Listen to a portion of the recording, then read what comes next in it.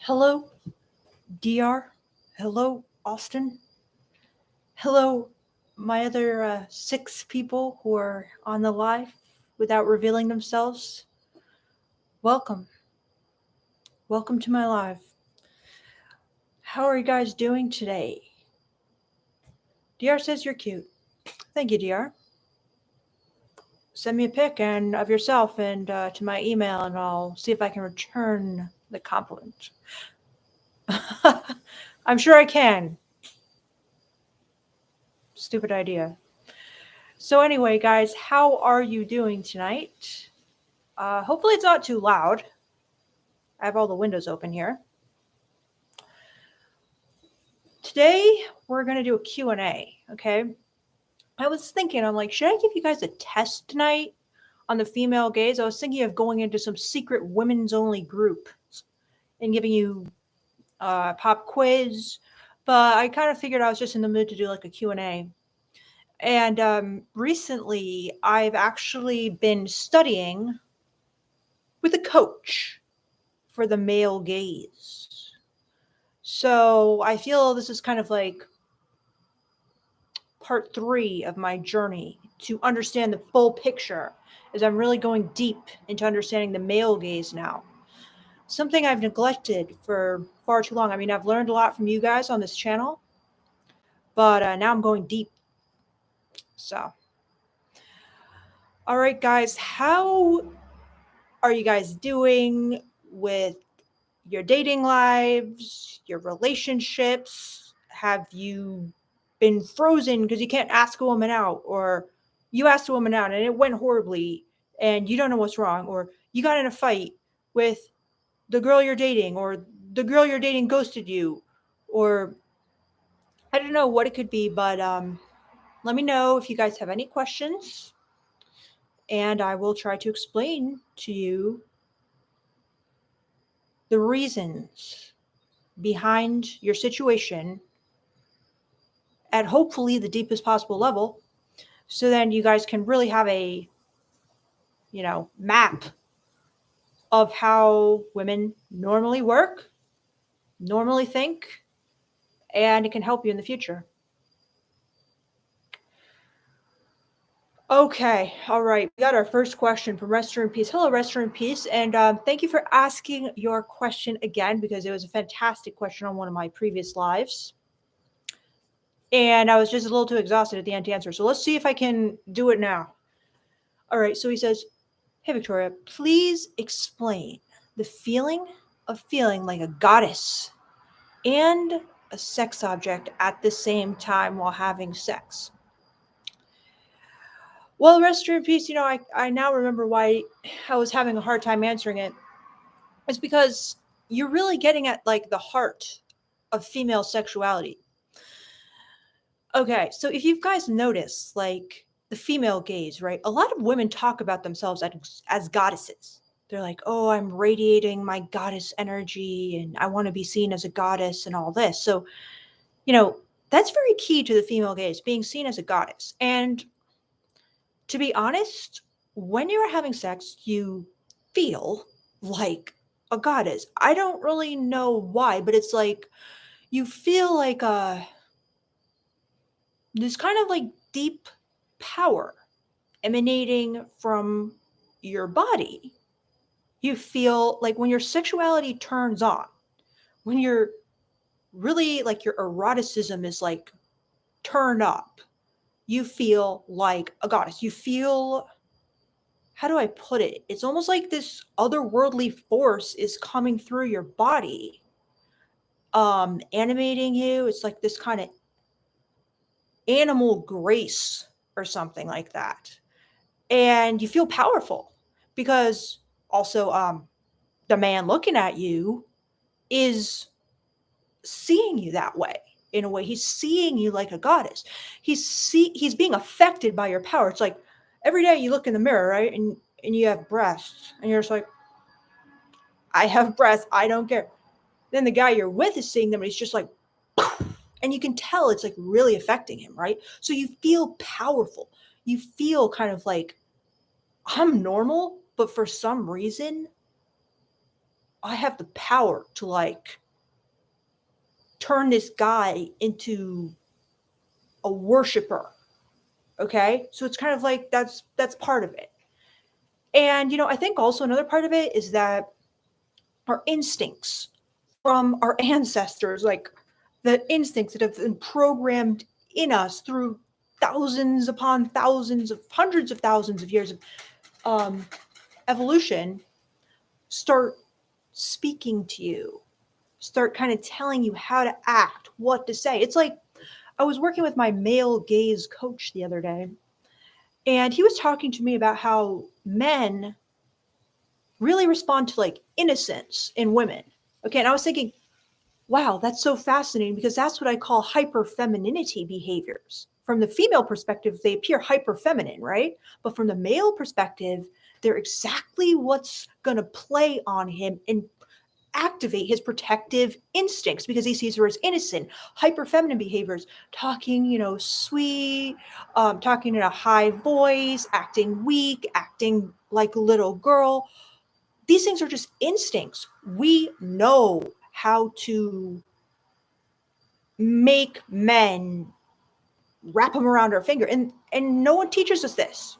They're just instincts in us. So again, this is part of like why we kind of feel like a goddess, because it's like all this information to make men like fall to their knees is just in our fingertips magically.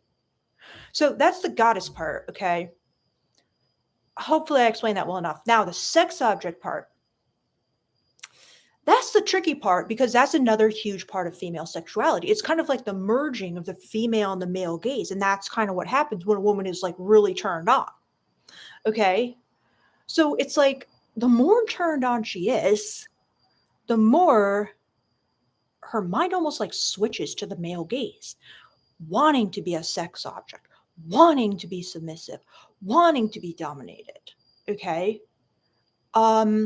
So that's a huge part of female sexuality. Like for me, for example, when I'm having sex, in the beginning, I might be like, okay, I'm like still getting into it. But then after I'm like super into it, at a certain point, I'm like, I need to hear this from you. I'm just craving domination, masculinity, being ordered around. I want to feel like the male power.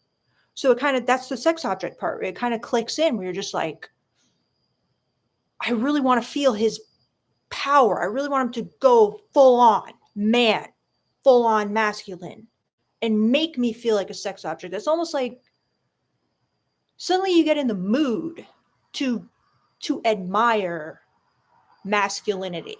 Suddenly you get in the mood to participate in the male gaze.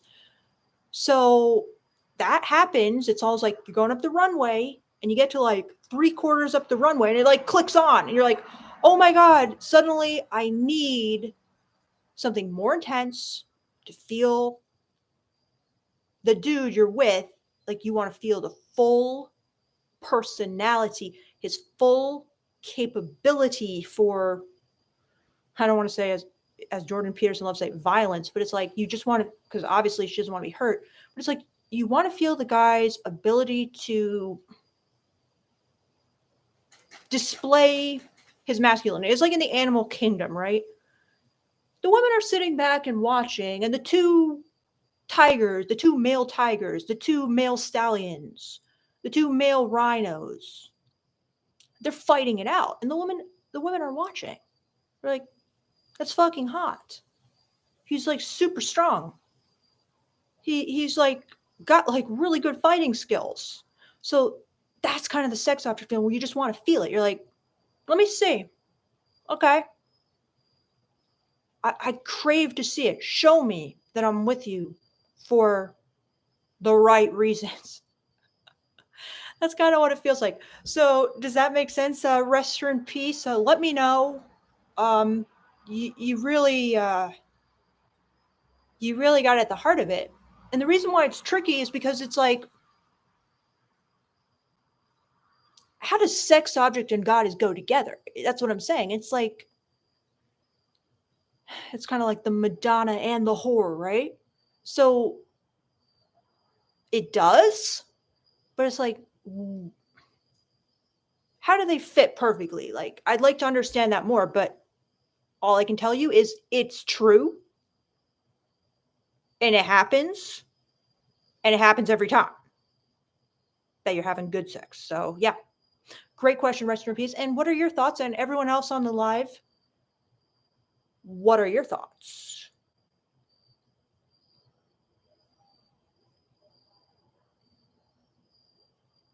All right, so Dev says, how to ask a girl you work with out. We work in a busy restaurant. So, do you talk to her first of all, Dev? Because you might want to start developing like some rapport. I don't know how good you are at flirting, but you could just like start kind of talking to her and I mean, kind of feeling her out a little bit, just mentally. Start talking to her. Okay. So then it's just not coming out of nowhere. Okay. Now let's say, yes, we are friends and flirt. Okay, perfect, Dev. So you've already set it up. Now, is there anything that you guys do after work together where you could be like, um, do you want to hang out after work? Like you need to basically invite her to do something outside of work. Okay. You might want to kind of like ease into it if like a bunch of your friends are going out after work or whatever. Or you could just ask her to do something you and her, like what's something she's interested in because you said you're friends and you flirt, right? So do you know anything that she would like to do? Like, oh, she's really into this band and they're coming into town, or she wanted to see the Barbie movie and you like downloaded it or something. Or, she really likes wine. So you thought there's this good wine bar that she would like. Okay, think of something that she would want to do and invite her. So can you think of anything like that, Dev? Like, is there something that you know because you're friends, like what she's into? She's into dance. Oh, there's this dance competition or something. Would you want to go? So can you do that, Dev? Because that's like the best possible way. It's like because then she knows, okay, he's thinking of me. He kind of knows what I like, so she's kind of getting the hint. But it's not too much. It's not over the top. It's not gonna like freak her out. So Deb, anything like that, let me know. But yeah, the main thing is you must invite her to do something outside of work with you. Whether you can kind of ease into it, like other people are going, or I think you could find something that you think she'd like to do. Yeah. And it's very good that you're already flirting because if she's flirting back, that means she's almost going to be like waiting for you to ask her out. Unless, of course, she's dating someone. So let's hope it's not that situation because a lot of guys, they don't seem to recognize that's going to make things infinitely harder. So Kamikaze says, I got a question from a woman's perspective. Do you find guys who walk away to be more attractive than guys who stay and try to please you? Okay, Kamikaze, you got to give me like this exact scenario. Like, what is the situation? Because this could be really different in many different situations. You know what I'm saying? Give me a situation, the exact scenario, please, and then I'll answer it for you. So Dave Doge says, evening late here in Spain, just getting some truth from women here in this place for once. This is my nemesis comment, Dave. I don't like when guys say getting some truth from women for once, because, I understand it can be misleading when you ask women questions about dating, okay? But it almost like implies some kind of dishonesty, which bothers me. So anyway, I do know what you're saying, and I am glad you're here, Dave. Hello, I lol. Nick McKinley says, how do you deal with brats that shit test a lot and try to get power unless you act like their dad? Well, Nick, I think the answer is in your your comment, which is you should act like their dad. I mean, if she literally is a brat and that she's told you, oh yeah, I'm into this like bratting thing, that's kind of my kink, then what she wants is for you to act like her dad. Okay, that's kind of the kink. So, I mean, if she's just arguing with you and you just assume, oh, that's a brat move, that's different. However, is this too loud for you guys? It's like the wind is really picking up. Let me know. But yeah, that's how you do it. You gotta act like their dad, and you gotta get over your resistance to doing that because it seems like it works sometimes when you act like your dad. So keep doing that. I mean, that's the necessary counteraction, whatever. So, what do you think, Nick? So then, Jimmy Dare. Hello, Jimmy Dare. Thank you so much for your super chat. I appreciate that. And he says, don't delete this one so I can listen to it at the gym tomorrow. Also, give some truth bombs. Good night. Okay, Jimmy Dare. Thank you so much for your super chat. And just for you, I will not delete this one. And if there's the opportunity to give a truth bomb, I will try to seize it. Okay? I won't hold back like I try to sometimes. Sometimes for just like comedy, not very good comedy, but just to be a little more entertaining than my normally boring self. But I will try to just give the truth bomb. All right. Thank you so much, Jimmy Dare, for all your support and your super chat. Good night. So, Cold Hearted says, you should do an ebook. What should the ebook be about, Cold Hearted? Just like everything I know? You know what? I'm getting, for a long time, I didn't want to do a book because I almost felt like, no, I got to boil it down to an even like simpler level. I feel I'm getting closer to that goal because, as I said, I'm doing male gaze coaching sessions with someone from this channel who reached out to me offering to be my male gaze coach. And the more I understand from your guys' perspective, it simplifies everything from the female perspective. So I think I'm going to be like up leveling soon, the more I understand. And, you know, it took me too long. I was kind of getting bits and pieces from you guys about, you know, the male gaze. I was picking up things from all the comments I got, but now I'm like going all in. And I'm just like, tell me everything. And the more I learn, the more I'm like, fuck, why didn't I do this earlier? This explains everything. This explains everything. It's like, so yeah. Then I gotta write an ebook. It's weird. It's like just one influences the other. You know, the more you understand the male gaze, the more you can understand the female gaze. And the more you understand the female gaze, the more you guys can understand the male gaze. So that's why I'm trying to give you the female gaze. But now I need the male gaze too. So Tyke Smith. Hello, Tyke. Bobo World. Hello, Bobo. So City says, please never delete your channel.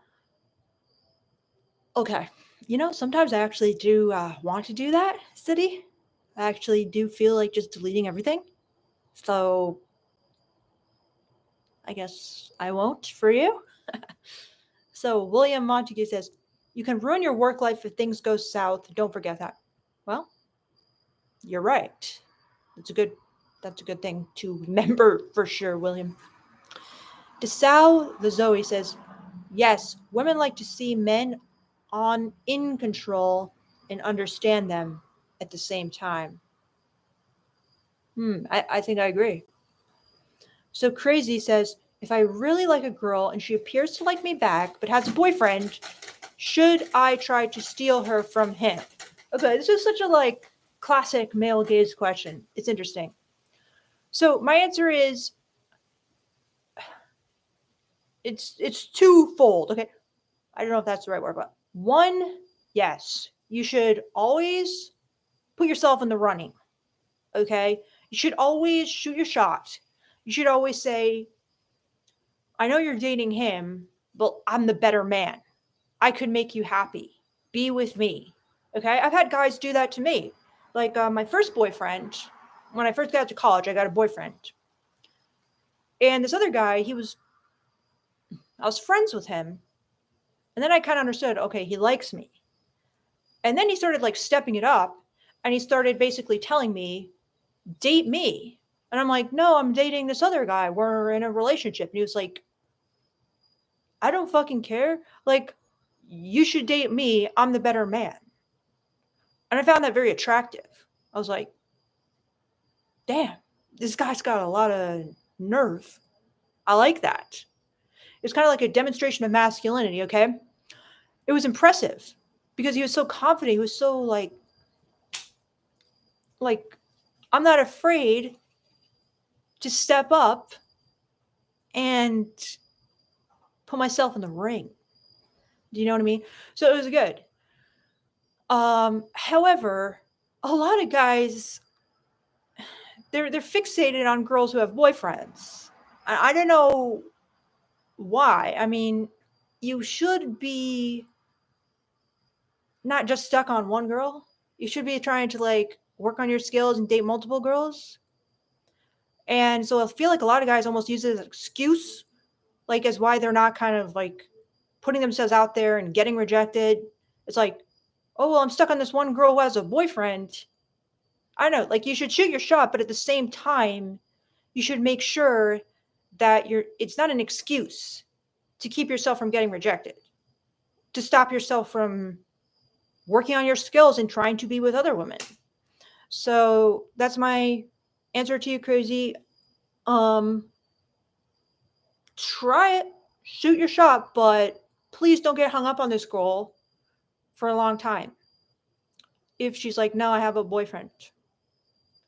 And it's very likely that she will also be irritated and annoyed at you. So just be prepared for that. Or maybe even really angry. Like, oh, how disrespectful. Like, you know, I have a boyfriend and you're trying to hit on me. Okay? Do it anyway, but just be prepared that you're going to have to be like, oh, I'm sorry.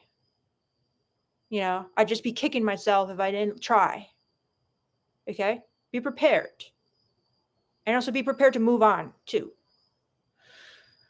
So Dev says he understands. Simple. Really, Dev? Okay. Absolutely incredible. I hope you go for it. Please do it. That's your homework. Do it for me, Dev. Maximum Achievement says, I hear crickets. Are you somewhere out in the sticks? You might say that, Maximum Achievement. You might say that. City says, question, do circumcised and uncircumcised men feel different? I heard that women visually prefer circumcised, but uncircumcised feels a lot better. Well, to be honest, if there's a condom on it, you can't really feel a difference. Okay? If you were having sex without a condom, you could probably feel it. Okay? But I only had that with one guy. So, yeah. I heard that women visually prefer circumcised. Okay, fuck that. Okay, that's ridiculous. That is absolutely ridiculous. You know, a lot of women like uncircumcised visually. So don't just fall for this nonsense like, oh, you know, uncircumcised looks weird. It doesn't. It definitely does not. I think it looks good. But uncircumcised feels a lot better. Honestly, I could imagine it does feel better. But obviously, there's a lot more to sex than just how the penis feels going in and out. There's a lot more to sex, which is way more important than that, actually. So I wouldn't get too hung up on this, but I mean, it's a good question, City, and everything. But I hate how guys think this, that like women visually prefer circumcised. No, I never once felt that. So, I mean, it's really judgmental, in my opinion, if some woman said that. Anyway, Mo says, honestly, lads, don't bother with women at work. More trouble than it's worth. All right, that's a fair perspective. Tig says, if a work relationship fails, it might be really awkward. Do you want a woman looking daggers at you from across the office? Well, guys, I have to disagree with you here. work is where you're going to meet a lot of women. Okay. So don't, I feel like a lot of you guys, it's like you'll take almost any excuse. And I know it's valid. Okay. But just hear me out. It's like you guys are just taking any excuse like to back out and not ask out women. So it might be awkward. So she's going to look daggers at you. Well, you're going to have to get used to that if you want to be good with women. You're going to have to be okay with women being annoyed and irritated with you. For example, my boyfriend, if a woman is annoyed and irritated with him, he could like care less, basically. Okay? So I don't want you guys being like afraid of a woman being annoyed or a woman being angry and shooting a mean look at you from across the office, all right? And you're probably going to meet most of the people at work. So take the opportunity you have and don't just be like, oh, something could go wrong, so therefore I'm not going to do it. Does it sound like an excuse to anyone else? I mean, yeah. So,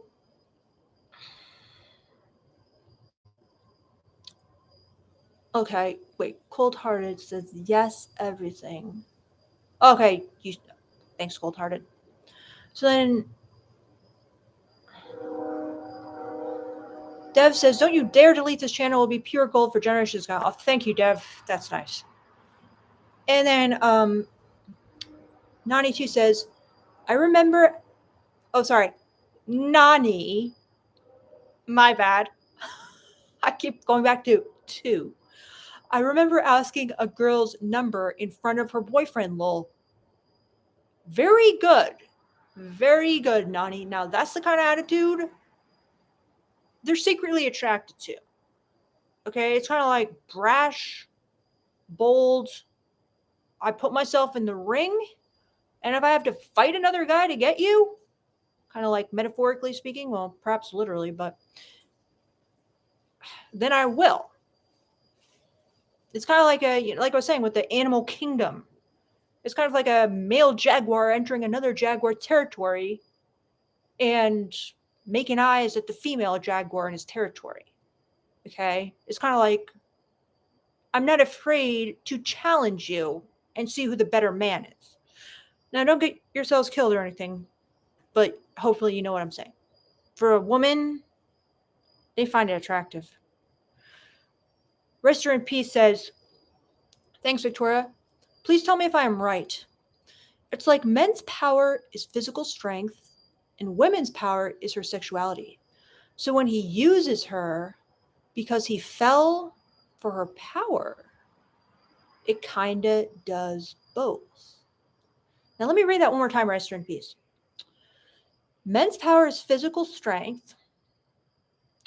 Well, Rester in Peace, I'm going to hear you out and everything, but I'll just tell you, it's not for women, men's power is not just physical strength. It's kind of like emotional and social strength and mental strength too, as well as physical strength. But anyway, and women's power is her sexuality. So when he uses her because he fell for her power, it kind of does both. Will you just flesh that out for me just a little bit more, Rester in Peace? Because I feel like I'm almost getting it, but I just want to hear a little more from you. Like, could you just explain it just a bit more? I would love that. So, all right, guys, got to the end of the questions. Might be a short one today.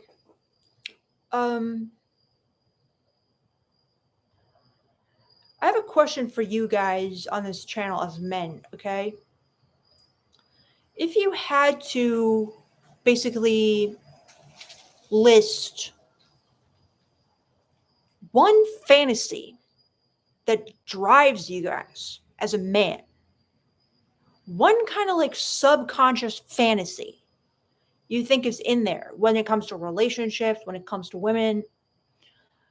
Like, for example, I'll tell you one from the female perspective, is kind of this fantasy of a house. It's weird, right? But I think it's very, very big for women. It's like there's this fantasy driving them of like this perfect dream house, almost like this cottagecore dream house in nature.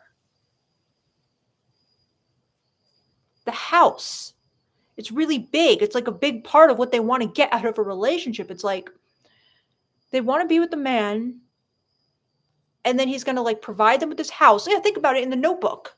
If you guys know about The Notebook, right? What does she say to Ryan Gosling? I want a big house with a white porch. Okay? And where you can drink sweet tea in the summer. And Ryan Gosling's like, okay, I'll build you that house. And that's, I mean, Nicholas Sparks, man, he's a master of the female gaze. He should have a YouTube channel. But as you can see, just like I'm saying, the house, it plays such a big role in kind of like the subconscious of the woman. It's all like this kind of external representation of like safety, of like you get in a relationship with a guy and you live together in this big white safe house or something like that. It doesn't have to be a white house, okay? And you have kids and you like raise the kids in safety. It's probably almost like this fantasy of like safety for your kids. Okay? So a big part of like when they're dating, when they're on that date with you, it's almost like this subconscious dream of like getting married and getting that house. That's kind of like happily ever after. Uh the safety, the peace in like the beautiful house with all the beautiful furniture and the beautiful flowers and the beautiful garden. That drives a lot of women. Okay? And it's funny because it's like I don't think almost any man is dreaming of that house. You know? Like what man, but it's like women don't know that. They assume, oh yeah, the man wants that white picket fence. No, the man doesn't want the white picket fence, but they assume that. It's a big blind spot of on women's parts. It's kind of weird, like they think they're on the same page as the man. They're fucking not. They're not. But now you can understand a big fantasy that's driving women. So what do you think a fantasy like that is for men? It could be for so many different things. I'm curious. My male gaze coach let me in on a really powerful fantasy for men. Um, what do you guys think of this one? The fantasy of dying in a woman's arms after kind of like sacrificing your life so that she can live on. I thought that was deep. What do you guys think? Does that fantasy resonate with you kind of like as a man? Let me know. So Crazy says, what do you think about men who like to be led by women? Big turnoff? So do you kind of mean like men who like to be submissive to women or like female led relationships? Um, I'll tell you this. It's not a big turnoff for every woman, but it's rare, much more rare to find a woman who wants a female led relationship. However, for some women, it's like suiting their personalities perfectly. However, seems like a lot of men are struggling to find that. Is it a big turnoff? I'll be honest. For most women, all right, I'm gonna give a truth bomb for Jimmy Dare here because he super chatted me. And this is a hard truth bomb to give, guys, but if a woman is like heterosexual and she's into being like submissive, which a lot of them are, whether they know it or not, in certain, at certain intensities up and down, it's not like everyone wants to be like in a collar and a leash, okay? But in certain ways, they might want to be in that female gender role. Yes, it's a huge turnoff, okay? For some women, it won't be, okay? So I'm not saying for everyone, but for a lot of women, especially ones who are into kind of like the typical hypergamy and being submissive and all this, yeah, it's a huge turnoff. Any kind of like submissive man, it's like, oh, fuck no. Oh, no. Because, see, they're into the exact opposite. They're into like dominance and whatnot. So, yeah, it's a big turnoff. However, don't give up hope because there's a lid for every pot. Okay. It's just going to be harder to find. And most women, yeah, it will be a big turnoff, but not all. So Lunacron says, it sounds like you're describing the nesting instinct that women have. That's really fascinating, Lunacron. That's a great way of putting it. Yes, nesting instinct, you're right. Like in nature, a female duck knows I have to build a house for my egg. I have to build that nest. And it's probably similar in human females. I have to get that house. So yeah, that's fascinating, Lunacron. I love it. I love what you said. So City says, would you consider carnivore? This is anecdotal, but a friend told me he was with a girl who did carnivore midway through their relationship. She got more horny and her vaginal fluids was more creamy. Okay, personally, I would never in a million years go carnivore. I am forever vegan. Okay. And whether she got more horny or not, I don't know. Like maybe she did. Okay. I still wouldn't do it. And her vaginal fluids was more creamy. That's just funny to me, guys, because truth bomb, it's funny how men just do not understand vaginal fluids whatsoever. It's actually hilarious. Okay, he probably was just confusing that because at different points in your cycle, your cervical fluid or vaginal fluid, as this guy's calling it, is literally going to be creamy. Like that's a literal designation. So he probably just, was with her on that day and it looks creamy. Okay. There's a whole bunch of like, women have a cycle. So, like, right after your period, you basically have no or very little cervical fluid, vaginal fluids, or whatever. Then it starts getting more and more. It starts getting watery. Then it starts getting creamy. Then at peak ovulation, it turns into egg white. Okay. They call it like cervical mucus or egg white cervical fluid. Okay. And then towards the end of your cycle, it will be more creamy again. So, yeah, he probably just doesn't know what he's talking about. Like so many guys, they don't understand what that is. They think, oh, she's wet. It's like, no, actually, it's constantly getting lubricated with cervical fluid. And like the egg white stuff is perfect for transporting sperm up the cervix to get you pregnant. Okay, so that's what it's all about. And yeah, so this whole creamy thing, I don't buy it. I mean, that's normal to have creamy at certain points in the cycle, and men they just don't understand like the pattern at all. So I'm not buying that. However, did she get more horny? Maybe. I still don't think it's a reason to pay someone to stick a knife or a gun in a baby animal's head and kill them so you can have a sandwich, which you could easily have a fucking amazing vegan sandwich. So no, carnivore is insane in my opinion. And like Jordan Peterson did carnivore and he like went into a coma for like 2 years. I was reading about this, and his daughter did the same thing. She got really sick too. So that was scary. He was like one of the biggest proponents of the carnivore diet, but it made him like extremely sick. Anyway, enough about that. Let's go on. CGG says, I dated a girl who would talk about a fantasy like that. House with a lot of land in a rural area and 4 to 5 kids. That's type of, exactly CGG. 100%. That's what I'm talking about. Exactly. Cottagecore fantasy. Yes. Tig Smith says, red pillars would say the woman's desire for the house is provisioning, i.e. beta buck. She's not actually very sexually attracted to him. Yeah, Tig, I know. And that's why, like, this red pill stuff, it takes something real, like the woman's desire for a house, and it just comes up with some dude, some dude's guess. Some dude's guess of what it feels like to want that, why we want it.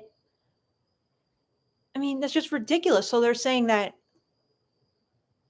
she wants a house because she wants some beta guy to provide for her who she's not sexually attracted to. She might have to settle for a beta guy who's rich, who could provide for her as kind of like a second option. But the complete fantasy is kind of like the alpha in love fantasy who provides this house for her. Like in The Notebook, you think Ryan Gosling is beta? No, he is not. Okay, what do you want? Ultimate like man's man. The guy he ends up going with is kind of like the beta bucks dude who's like super rich but not really that masculine, you know? So, but the ultimate point is that the desire for a house is much deeper than that. It's a very deep instinct, urge, okay? And it doesn't have anything to do with beta bucks. It's like in order to satisfy that deep instinct, she might have to find a guy with money without any of the other qualities she's attracted to. But that doesn't mean that that instinct is somehow wrong or like just a desire for money. Do you know what I'm saying? That's how they kind of like bastardize and get everything wrong. And that's why it's just so annoying, like their content. It's like, they do have some good points, but then they lie to you about the reasons for why. So it's just confusing. Anyway, Restaurant Peace says, you can use only an object. You can use her physically only because you are stronger physically. You want to do that because you are seduced by her sexuality, which is her power. That makes her goddess. I like that Restaurant Piece. I think it's pretty cool. So basically, you're saying the goddess makes the guy want to use her like an object. So it's almost like the power of the goddess is like forcing the guy to want to use her like an object. And that is a way that she can feel and he can display his physical strength. If I got that correct. I like that Restaurant Piece. It's a very cool idea. I think it makes sense. Like I'm gonna have to think about that a bit more, but yeah. So it's almost like her sexuality makes him display his physical powers. Yes. That's funny. That's a big part of what it feels like. Like a lot of time, the goddess part. Like, for example, if I'm very turned on, I enjoy using the sexual powers, if you will, to provoke my boyfriend and tease and tempt him into displaying his dominance. And one of the ways he can display it, like you are saying, Restaurant Peace, is using you like an object. So, yes, like that's kind of a big instinct that kicks in as well. During sex is kind of this desire to like, let me kind of fluff him up in a way, like, let me just let me like work him into a frenzy. Let me like provoke him so I can see his that he doesn't even really want to display for my enjoyment. That's part of like what makes you want to do because like that's what turns you on as a woman. A lot of times, you want to see him at his full power. Now, a lot of times someone has to almost be like provoked to use like their full power because if they can get away with using 10% of their power, they're going to do that, right? So it's almost like you want to see that lion roar. You want to see that lion bristle and have like his mane like full out, right? You want to see him go like in the MGM movies, you know what I'm saying? And in order to do that, you kind of you got to use your sexual power to tempt and tease and provoke and tantalize and, titillate. So, yes, I really like what you're saying, Restaurant Peace. So, CGG says, yes, I didn't think of it as a fantasy per se, but after a weird encounter in public with some dude, I told her I have no problem killing this dude if he jeopardized her safety. Exactly, CGG. That's what I'm talking about. Yes, that's a perfect example of what I'm talking about. Yeah, that's interesting. So it's kind of like this male fantasy of killing a dude if he jeopardized her safety. It's almost like those protective instincts. This, perhaps you could see it as like a fantasy that's driving those protective instincts. It's very interesting to hear about that, honestly, because I think that really illuminates a huge part of the male psyche that women don't have. So Tyke says, my fantasy would be a woman who wanted to be with me and follow me anywhere, even if she thought I couldn't buy her a house. I love it, Tyke. Thank you for sharing. That's bittersweet, sad, poignant, and touching. So Maximum Achievement says, would you feel safer with a guy who carried firearms than a guy who didn't? Oh, such a tough question, Maximum Achievement, because it's a very mixed for me. Because on the one hand, I'd feel less safe. On the other hand, it could make you feel more safe. Because the fear of the woman is one that, he turns it on her. He gets angry, and then there's a gun available. Scary thought. Or that, if you have kids, like your kids get into it at the same time, it could make somebody feel safer if they had complete trust in that guy. Lunacron says, if I remember correctly, Jordan Peterson got sick because he was hooked on opioids when his wife had cancer. I think they had to induce a coma to wean him off of it. Oh my gosh. So, like, he was taking her opioids? Wow, that's intense. So then Restaurant Peace says, oh, well, your message was retracted, Restaurant Peace. I don't know if you had typed something like sexual because, like, with the word sex in it, maybe because they retract that. So maybe try to type it again if you can, Restaurant Peace. So Nani says, I told one of my friends I would take their friend on a date. I guess she's on the heavy side, not attractive, and they laugh at me, but I'm like, I would like to take her out for the experience.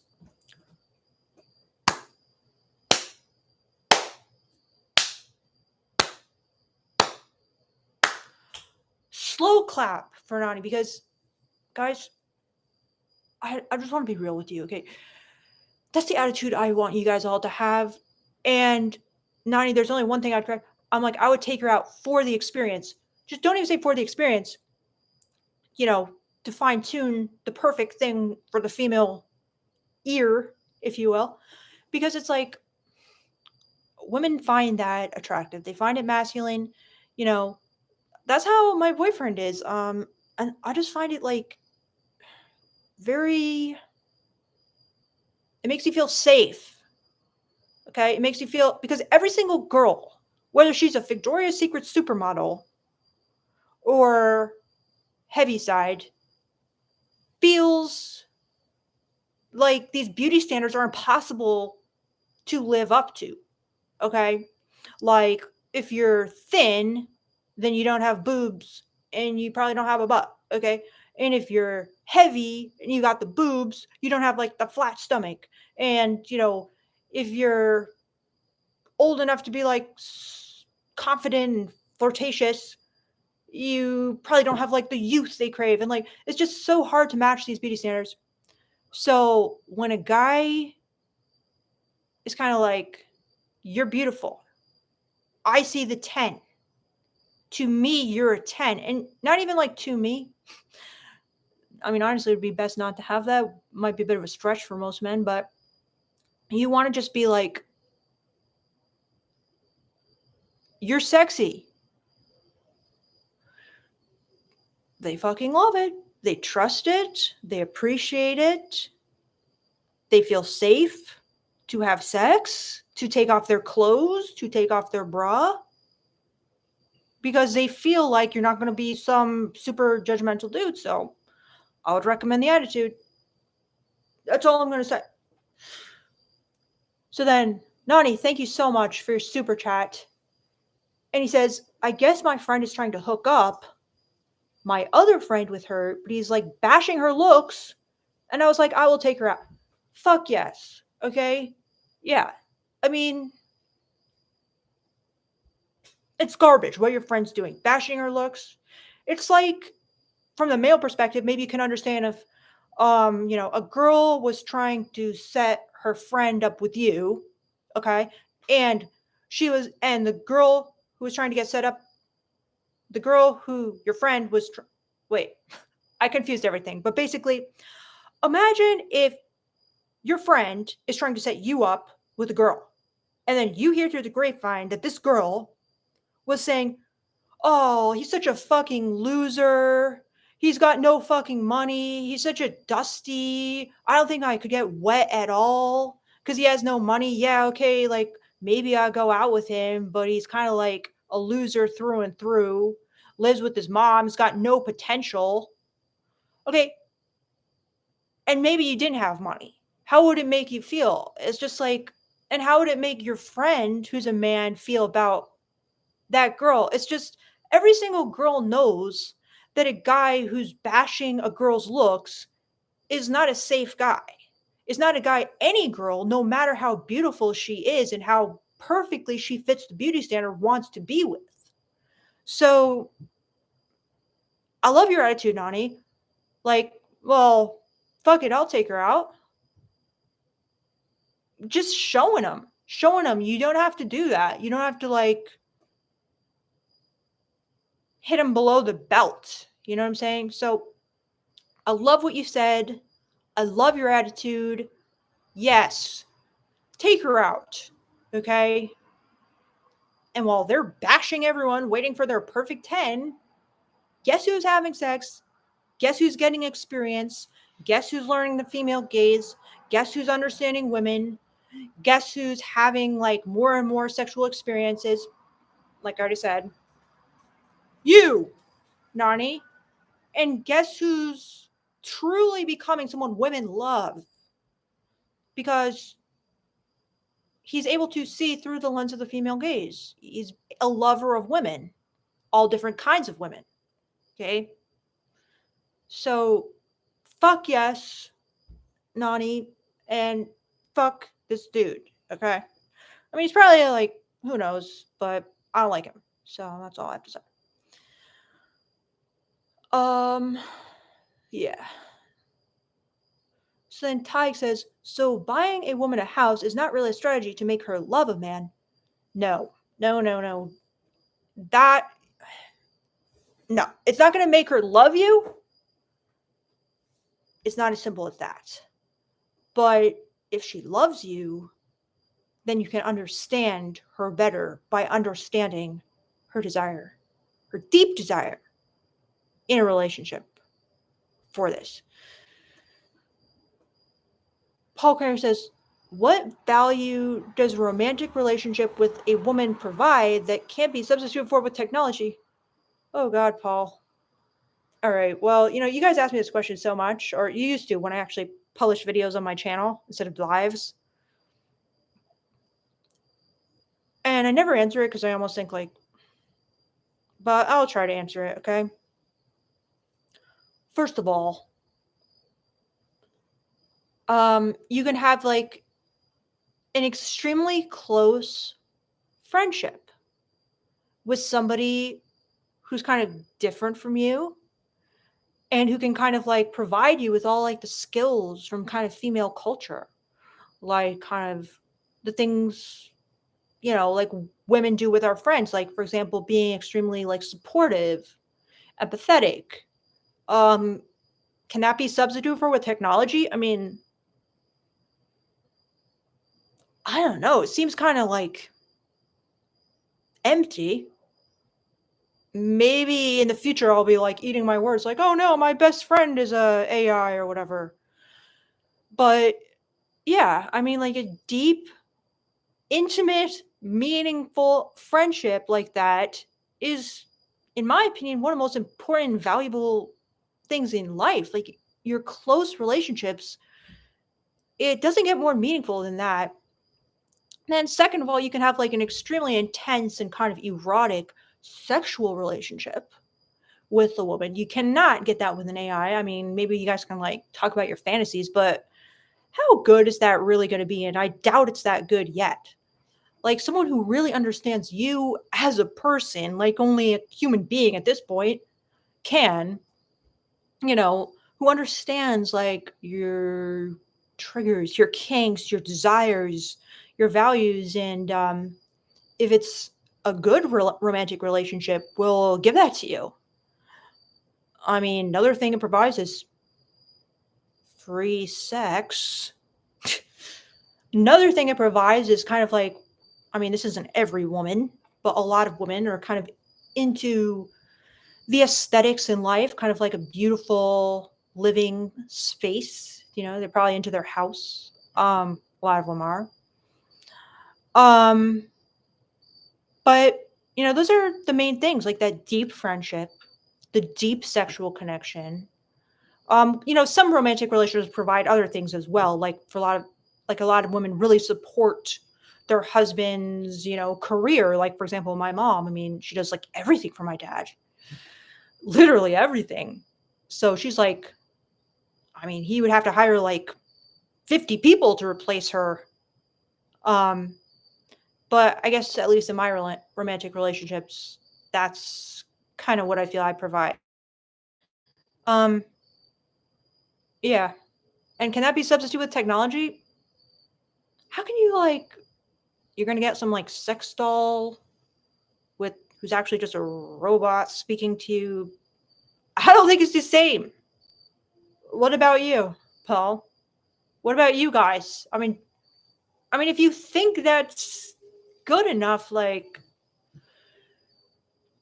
I don't know, I just feel sorry for you because it's like I feel like you haven't had a good relationship and like you haven't really understood like how meaningful and real it is. Like I'm trying to imagine if my boyfriend was just like an AI. No, because there's certain things about him where it's like I don't like it and I have to like struggle with it and fight it. It's not what I would like program an AI to do, but I respect it and I learn from it. And I don't know. I just don't think a AI at this point is like coming anywhere close. What do you guys think? I mean, I'm not an expert on this, but let me hear your thoughts. So Nani says, "Well, Maximum Achievement says, do you personally carry anything to protect yourself, like pepper spray or stunning in these days or back during your stripper days?" I'm going to say yes. Maximum Achievement, I do.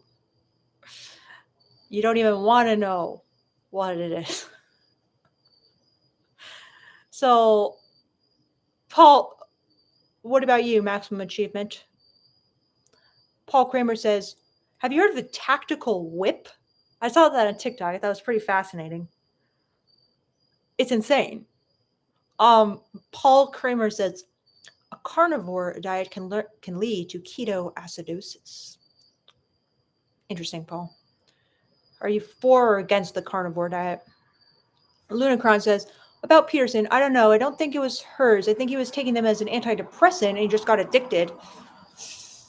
Oh, dear Lord, I will do it for you. God, I had surgery recently and I took some opiates after my surgery. And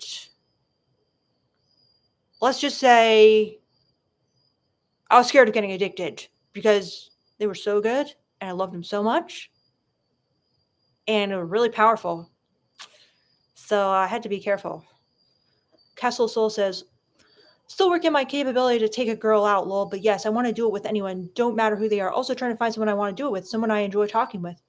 Great, Castle Soul. I like your attitude. I love your attitude. I'm rooting for you. Please find someone, anyone, even if you don't enjoy talking with them at this point, you know? So Tyke says Jordan Peterson was hooked on benzodiazepines like Valium, Xanax, etc. Oh, so those are like anti-anxiety drugs. Okay. Yep. So then Kessel Soul says, what do you think most girls are expecting or wanting when a guy takes her out, not having to be labeled as a date, but just for fun? Okay, so first of all, Kessel, I mean, it's different if it's a date or if it's just for fun. Like, it's a bit confusing because it's like, is it a date or are you just hanging out as friends? Do you know what I mean? So, which one is it, Kessel? Let me know because they're expecting something when the guy takes her on a date, and they're probably not expecting much of anything if you're just hanging out together as friends. So, it's different. So, Paul says, I submit there is not a lid for each and every pot. There's not even a kitchen for every pot. Is this kind of like there's more pots in existence than kitchens in the world? That's interesting.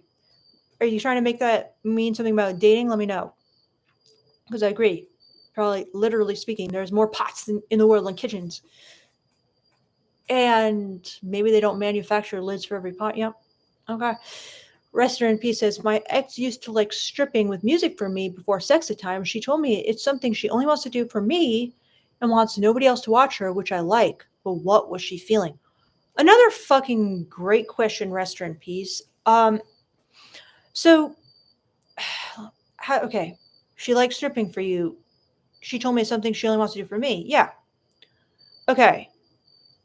What she wants is for you to watch her, for you to be in awe of her, sensing not only how fucking beautiful her body is, but also kind of like her soul coming through her dance and the way she's moving.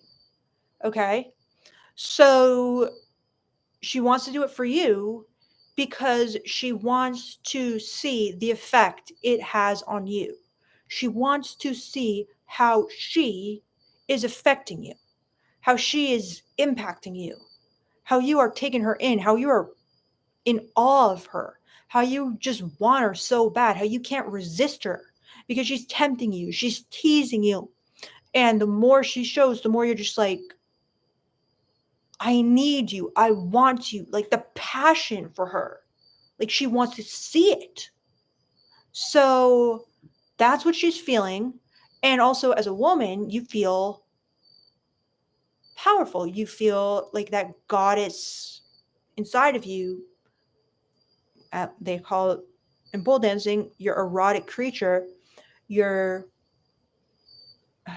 the true personality and essence and flavor of your true sexuality come out, and you become beautiful and you become like totally feminine and vulnerable, and you want a guy to see it, to see you in all like your glory. And if you see her in all her glory and you feel like the first time I ever, when I was a stripper, I met my boyfriend and I danced for my boyfriend. And he was like, "You are the most." He said, I remember what he said the first time I ever did. He was like, "I think this is the most beautiful thing I've ever seen in my life."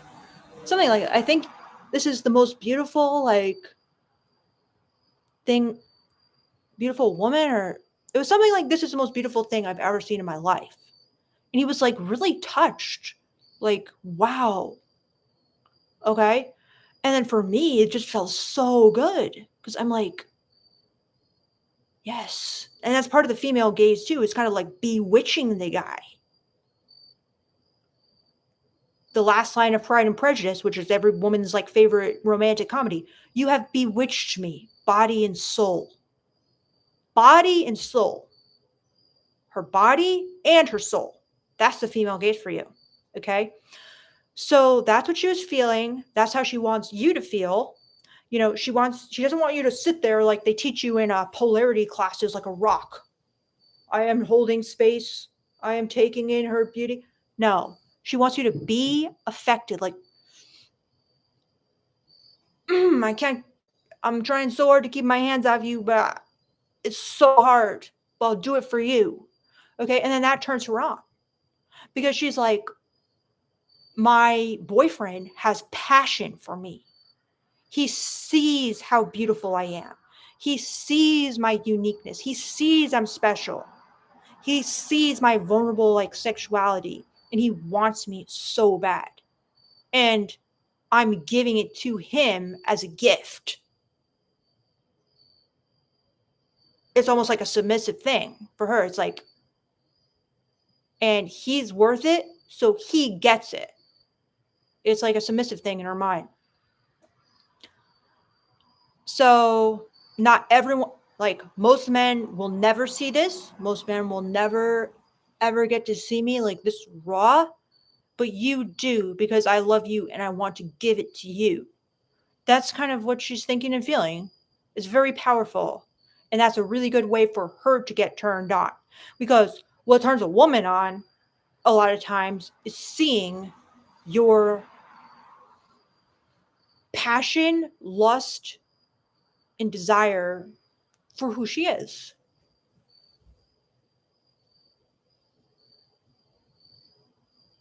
The unique person she is, not just because she has two circles and a triangle, not just because she fits the female beauty standard, not just because she has blonde hair and blue eyes or, she's slim, thick, or whatever beauty standard she's trying to, but because of who she is.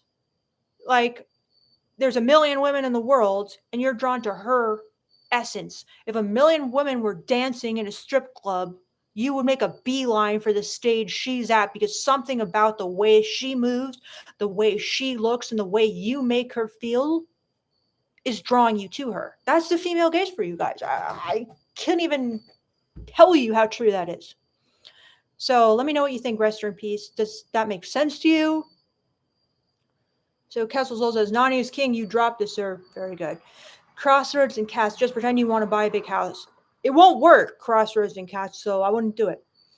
Ronnie says, Vic, I saw the girl again, but I was too scared to ask for contact. What do I do now? Okay, Ronnie wrote, could you remind me of the exact situation? Because I think I have it, but just remind me again. So you saw this girl again, but you were too scared to ask for contact. What do I do now? Can you see her again? Can you run into her again? Let me know, Ronnie. So Paul says, I wasn't referring specifically to artificial intelligence. All right, what were you referring to, Paul? Sex dolls? Like a chat bot? Let me know. Francisco says, Victoria, I want to thank you and your channel for helping me achieve my dating goals. I've been on 4 dates with the same girl so far. We didn't kiss until our 4th date, taking it slow. Oh, fuck yes, Francisco Colin. I'm so excited for you. Oh my God, I'm so happy for you. Yes, I'm so happy. This is incredible. You've been on 4 dates with the same girl so far. Yes. Wonderful. And taking it slow for the win. Yes, you're probably just using your judgment and feeling it out. Okay, but she likes you. She's accepting all the dates. This is very good. Now, Francisco, was there anything in particular that helped you the most? Let us know. And I might have already asked you that question. But let us know because this is absolutely fantastic news. Congratulations. Gearhead says, as much as we love you, we know you're spoken for. Can you give clues to find a bangable? I don't know what that means. Girl like you, thanks. Well, okay, so what, I'm not sure what aspect of me you would be wanting to find. Like, do you want a girl who's kind of like a shy introvert? Do you want a girl who's like a former stripper? Do you want a girl who's like an overanalyzer, intellectual? I don't know what you're thinking, Gearhead, but let me know because then maybe I could give you some tips on where they might hang out.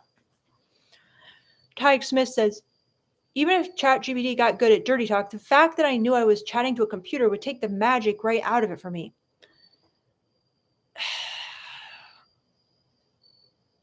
I wonder, Tyke. Yeah, I mean, I understand that, and I kind of want to say I would feel the same, but then I'm like, I don't know, maybe I wouldn't. But yeah, that's kind of how I feel. That's like my gut feeling, but yeah. I mean, like for a while, I got really into like sexting, and I think that was a big part of the appeal. Is just the fact that it's kind of like an unpredictable person on the other end. It was like a huge part of the magic. And if you just know it's a robot, I don't know, it doesn't have that same dangerous feeling or something. I'm not sure. So Ronnie says, "How do I stop hating myself?" Oh no, Rodney. Let us know more about this, Rodney. Tell us more. Why are you hating yourself? What do you hate about yourself? And I'm very sorry to hear this because, I just imagine you're in a very painful spot right now, and I feel bad for you. But tell us on this live, talk about it with us, and maybe we can give you some advice or at least some empathy or support. So Paul says a carnivore diet can be useful for weight loss. When it's discontinued, the weight comes back. Talk with a registered dietitian. Yeah, yeah, that's what I've heard. Paul says that was a good description of what a stripper does. I wonder why. Tyke says, he's giving some tough love to Rodney. Get over yourself. The reason you hate yourself is that you are expecting too much from what probably is a fairly mediocre human being. No offense. Well, I kind of know what you mean, Tyke. Like, almost like you have to accept your mediocrity, and then that can really help with depression sometimes because you don't have these high standards for yourself, and then you don't feel like a loser. You don't feel like you're not living up to them. So I get it, Tyke, but let's see what Rodney thinks. Rodney says, Tyke, elaborate. Who's the mediocre person, me or the girl? Well, that's a good question. So Crazy says, if you go undercover as a guy and try your insider knowledge on picking up girls, would you?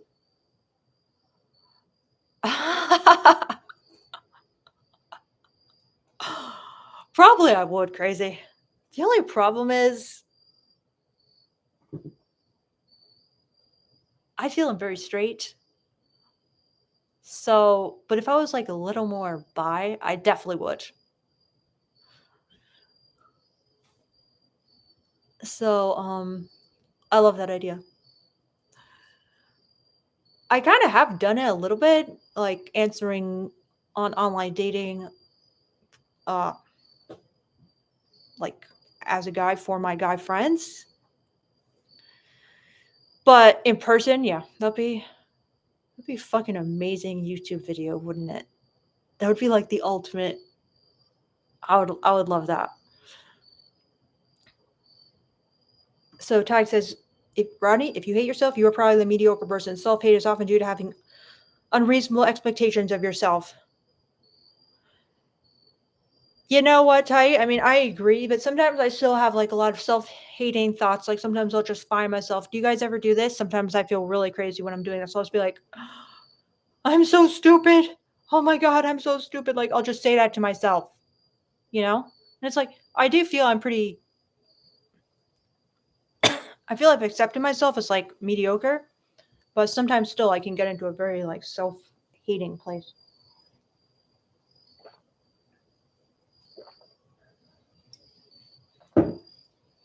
So Lunacron says, a woman's lust is reciprocal. She gets turned on by him getting turned on. What she desires is that moment when he is absolutely drowning in his lust for her and he's on the edge of losing control. That's part of it, Lunacron, for sure. That's one thing that is very attractive to women. I wouldn't say like that's the essence, summing everything up, but that's a very powerful feeling for sure. Ronnie says, yeah, I can reliably see her every week. We have class in the same building and lounge. And then he says to Tig, I saw too much and I couldn't forget that, but that girl is proof that I should get over it and love myself. Okay, Ronnie, you see her every week. Ask her out next week. Well, first of all, Ronnie, let me ask. Have you talked to her? Are you guys friends? Because that can help to like build up some rapport before just asking her out of nowhere, like as a stranger. Because if you have class together, you kind of have a chance to like build up your rapport before just like out of the blue being like, get dinner with me. So give me a little more info about this. So in Rest in Peace says she felt both goddess because she got to affect me through her sexuality while stripping, object because she knows what I'm going to do to her after that, and it's also just for me. Yep. You got it, Rest in Peace. 100%. So Rodney says I had a fucked up childhood, and if I told you what they did to me, you'd feel shocked, but I can't say what happened. I'm a normal person, but my past keeps clawing me when I let my guard down. Yeah, okay, Rodney. Yep. Very sorry to hear this, Rodney. So you had this fucked up childhood. If I told you what they did, you'd feel shocked. Okay. Well, then I have some possible inkling of the amount of abuse that you probably got as a child. Disturbing. Then I'm a normal person, but the past keeps clawing me when I let my guard down. Okay, yeah, Rodney. You've got some healing to do. And I know this is a really annoying question. Like sometimes when I shared, I would get very annoyed when people said this, but are you doing any therapy or something? Because I feel like you're going to have to work through this kind of like piece by piece. Francisco says, the game changer was you recommending the book Feeling Good Together by Dr. Burns. I have applied some of the things from that, and the girl has noticed that. She said, I'm different from other men. Thank you again. Wonderful. Wonderful. I'm so like overjoyed that you read the book Feeling Good Together. Probably my all-time favorite book. I mean, Feeling Good by David Burns is probably my all-time favorite book because that book is the thing that helped me recover from horrible depression. Rodney, if you haven't read that, I would read that, Feeling Good, and then go on to Feeling Good Together, because Feeling Good Together is about relationships. It's very important, but Feeling Good is about depression and how to recover from depression. So, Francisco, what did you apply from Feeling Good Together? Because that's amazing to me. And I'm curious, do you also listen to Dr. Burns' podcast, the Feeling Good podcast? Because I am a huge fan of that as well. And I'm really happy for that. Then Ronnie says, no, not friends. I didn't even talk to her. Okay, Ronnie, well, do you think you could talk to her? Paul says, and Ronnie, I'm going to recommend something for you. It's a course, and it's really cheap. It's not expensive at all. Look up this guy, Social Shortcuts on TikTok, and he has this course, how to talk to anyone and never run out of things to say. I think the course was like $40 or something, like, which is really cheap for a course. It teaches you some very, very good social skills about just making conversations with people. Honestly, it helped me a lot. So Paul Kramer says, and he has got a lot of free content on his TikTok too, so I check that out. And YouTube. Paul Kramer says, a person needs to develop self-esteem. If a person holds low self-opinion, chances are they've not been given the environment to develop otherwise. Interesting. So then Adam says, hey, my non-linear life, I would like a CNC harem group with me being male. What are your thoughts on this? And are women generally into CNC? Okay, so you want a harem and you want to CNC them in this harem. Am I getting that right? So you want like a whole group of women who you can CNC at any time in the harem? Are women into it?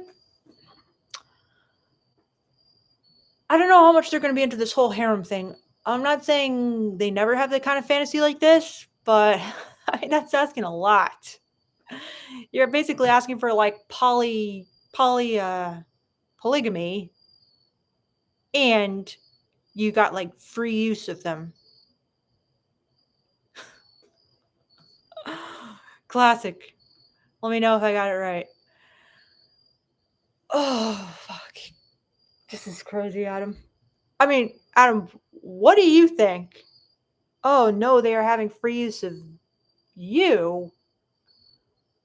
Wait, so they're CNCing you? Let me know. Are you CNCing them or are they CNCing you? Oh, so Adam says they are being dominant and me being the submissive. Wait, so there's multiple women and just one guy? So it's almost like you're like the eunuch or whatever in a harem? Or is the harem like a lot of guys and one woman? All right, explain that to me just a little bit more, Adam. Like, explain this harem situation. Like, is there a bunch of guys or a bunch of girls? And Rest in Peace says, thanks, Victoria. You are very wise. Thanks for your great questions, Rest in Peace. And what happened to this girl who used to dance for you? You guys broke up? She seemed good. Well, who knows what else she was like, but. So, Ronnie says, I wonder if the girl would pick up that I'm messed up. I feel like that would chase her away. It's a big can of worms. Ronnie, so it seems like you're just afraid that she could kind of sense like how fucked up your childhood was and that would turn her off. You know, I don't really think that's the kind of thing that usually turns a girl off, honestly. Like if the guy had a fucked up childhood, I almost feel like that kind of intrigues her. Okay, I'm not saying like dump it all on her. But if she already likes you and then it comes out about your childhood, I think it would almost make her like you more. Because like think of it. In almost every romance novel, the guy always has some like tragic twisted backstory. That's part of kind of like the opening they have to your heart, which they like. But I understand like you don't want to just give her like your whole sob story up front. And I'm not saying it's a sob story. That was rude of me because it's real, okay? So I believe you that it was like very fucked up, and I don't think you're just complaining or anything. Not at all. I just used that word, but yeah, okay. Ty says, or as Victoria says, going to therapy. I honestly know a very good therapist, and I know this sounds almost like salesy, but honestly, he's my friend who I've used for therapy. And he is a therapist, and I know he's actually a coach, but he does Dr. Burns Team CBT therapy. And I've worked with a lot of them actually because I was actually training to be a therapist before I dropped out of therapy school, and I wanted to be a Team CBT therapist, Dr. Burns therapy. So I worked with like a lot of them and met a lot of them in the community, and I honestly think this guy is the best. So Rodney, if you would like his email, just email me, mynonlinearlife@gmail.com. I don't get like no commission, nothing like that. I just honestly think he's the best. Like, he's really, really good. He's helped a lot of people recover from depression, and he helped me too. He's that guy, Jason, on my channel. I did a video with him because I thought he's so good about the 5 secrets, which is what Dr. Burns talks about in Feeling Good Together. So you could check that video out to get some like idea of who he is if you want. And all his details are actually in that video. He's really good, Jason. So then Crazy says, if you do the undercover thing, I think that would be a very popular video. So please do it. How am I supposed to pose as a man though? Like, you got to wear like a binder. I don't have a very like man physique. I don't know if I could like pull it off as like a Chad. What am I gonna do with my hair? I guess wear a wig. Like, maybe I could do it as like an AI with like one of those AI skins or whatever, and go on what do they call it? Omegle, and like talk to women. And that would be cool. That'd be good. Okay, so Adam says this fantasy is multiple women and you being one guy.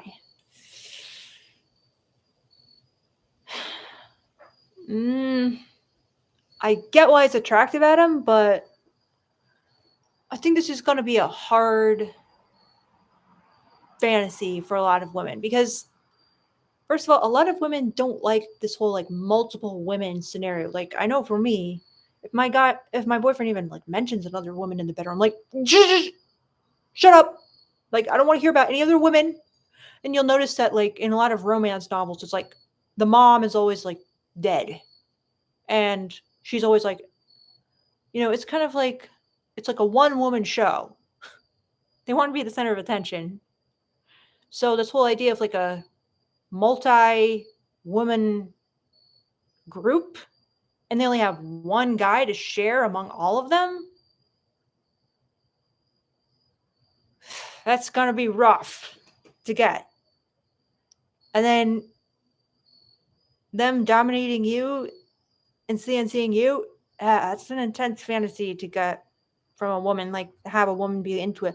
And she might like talk about it with you, but it's not like their natural fantasies, in my opinion. I'm sorry for that, Anna, because it's basically like a common submissive fantasy, but it's harder to get these submissive fantasies as a man than as a woman. So, okay.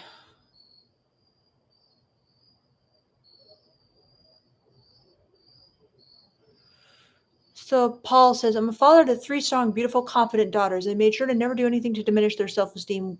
Whatever it is that's holding Ronnie back, he's not responsible for it. Hmm. That's nice, Paul. That's very nice. Ronnie says, I feel like I'm too clingy and straightforward. Well, yes, Rodney. Okay, too clingy. That's common. Okay, when you feel like you don't have a lot of options to choose from, then you're gonna cling to the one you have, and yeah, it can come off as unattractive. And then it's too straightforward. That is, in my opinion, evidence that you don't yet fully have a good grasp on the female gaze, because straightforward just means kind of like, I'm a man and I say what I mean and I say what I want. And yeah, I agree. It can come off really bad to women because the male gaze, what you guys want and what makes sense to you and what seems simple to you about how, like, you know, I'd love to have casual sex and then try to find someone else to have casual sex with, or I've love to, whatever it is you want, Ronnie, um, it's not going to come off well to women. You have to kind of be able to give them something they want and want to hear. So that takes kind of understanding the differences between what women want and what men want.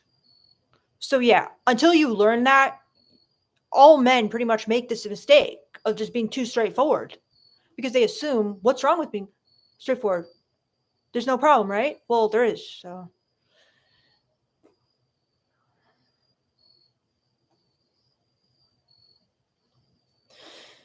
well, Ronnie says thanks, Vic. Okay, Ronnie, yeah, reach out to me, mynonlinearlife@gmail.com in case you want that guy's name. Willie T's Barbershop says, once me and the girl are at my house for the first time, when it comes to kissing and romance, should I just chill?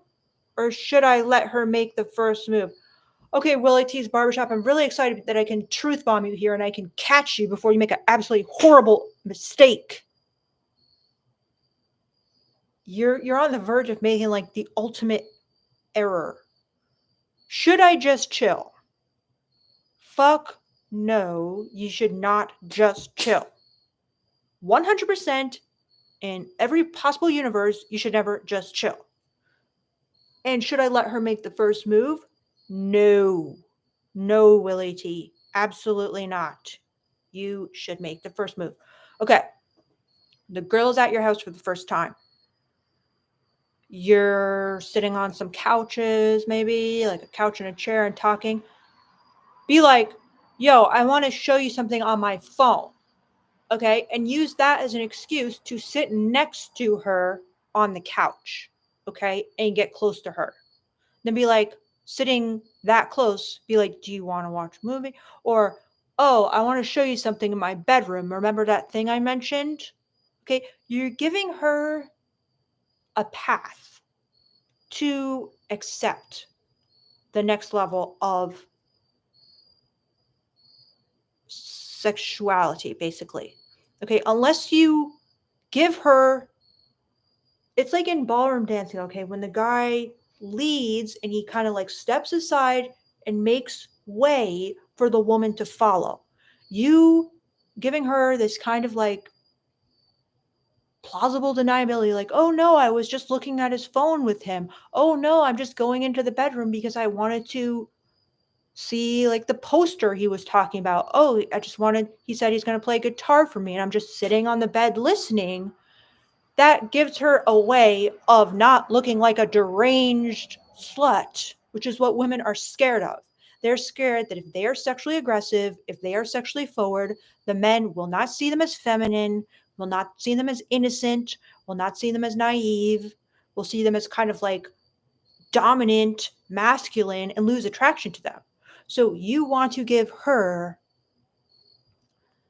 a way that she can be the girl and you can be the leader and you can make up an excuse to go into your room, sit on the bed, and then you sit next to her and start kissing.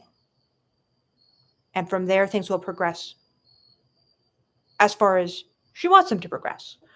But the worst mistake you could ever make in your entire life, besides like committing a crime or whatever, is just chilling and letting her make the first move. Here's what will happen if you do that. She will come over, you guys will chill. She won't make the first move unless she's a very small minority percentage of girl, but she probably is not, statistically speaking. And then she will get bored and say, well, it's getting late. I'm getting tired. I'm going to go. And then as she's going, she will think, what is wrong with Willie's Tea Barbershop? I guess he's just, and here's a truth bomb, guys. I'm doing this for Jimmy Dare. She said, I guess he's just a beta who is not a real man. Okay. And that's the truth bomb because it's harsh, but that's what they're thinking. They don't understand why. Oh, I watched some red pill video and they said men are the prize and let her come to me. They don't understand you're thinking that. They just think, I don't know why he can't cut it as a man. I don't know why he's not acting like a man. All I know is that I don't want to be with a guy like that.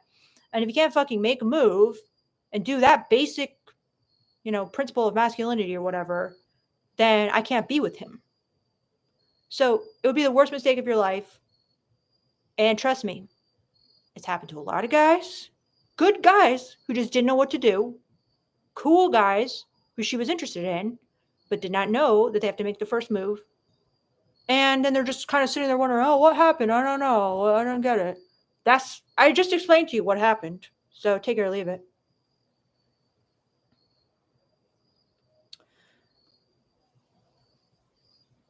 What do you think, Willie? Adam says, no, but have you ever met women who are into dominating men as groups of women? No, I have not, Adam. Unfortunately, I have not. But you could hire a dominatrix or something and get her to roleplay it with you.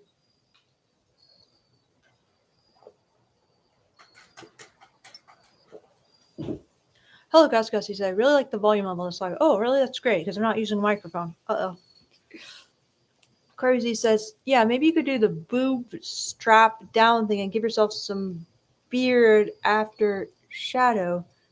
Do you think that would work? Some guys have long hair too. Honestly, no, Crazy. I don't know what this boob strap. Oh, you're talking about like the binding. Give yourself some beard. I'd have to have like a professional Hollywood makeup artist then maybe. Oh, okay. So Adam says, okay, so what exactly are you? A female dating coach or a sex therapist or something else? Adam, I would say I'm a female gaze coach. I'm trying to help you do something that your red pill overlords like cannot. Okay? I'm trying to give you what it feels like and the things that women instinctively know and take for granted, and the assumptions we feel are too obvious to even express to a man. I'm trying to explain these things to you. I'm trying to explain to you like the messaging we grew up with so that you can truly understand women from the deepest possible level. And you can understand the blind spots of women. And you can understand what they want and why they want it. Okay? And it's not, oh, because she's an evil demon who wants to steal all your money. Okay? So I'm trying to give you the psychology of women so that you guys can take that knowledge and hopefully use it for good and not evil. Sadly, some will use it for evil, which I don't like, but most of you guys, I feel, are using it to truly understand and have better relationships and interactions and experiences with women. And it helps them too, because when you guys give them more of what they want, I mean, they're happier, you're happier, it's a win win. So that's what I'm doing, okay? Like I said, I've been working with my male gaze coach. It's invaluable. And it's actually made me respect what I'm doing more because I'm like, what this guy is giving me and what many of you guys have given me from understanding the male mind is so valuable. It's so important. I would never have known these things. I never grew up as a man. I don't know the messaging men got. My father never like told me, boys don't cry or whatever. I didn't have like some of these male instincts, male urges. I never in a million years like would have guessed. Okay, and it's the same thing for you guys. I'm trying to tell you from the female perspective. And it's just going to make everything so much simpler. It's just going to make everything like make sense. Well, that's my hope at least. So that's what it's done for me. And that's why I'm going deeper into it because I'm like, nah, this is important. So now I'm kind of like, and what I'm doing for you guys is necessary because it's not obvious. Okay, it's definitely not obvious to the guys making YouTube channels. They just don't get it. I mean, even Sterling Cooper, okay, he's a porn star, knows a lot about women, fucked like 1,000+ people. Who knows? Maybe it's like 2,000 at this time.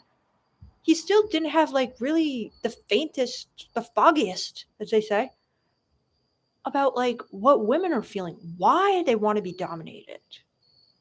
That was shocking to me. And every time I watch a video, I notice similar things. So I'm trying to give that to you guys. So anyway, that's what I'm trying to do. So then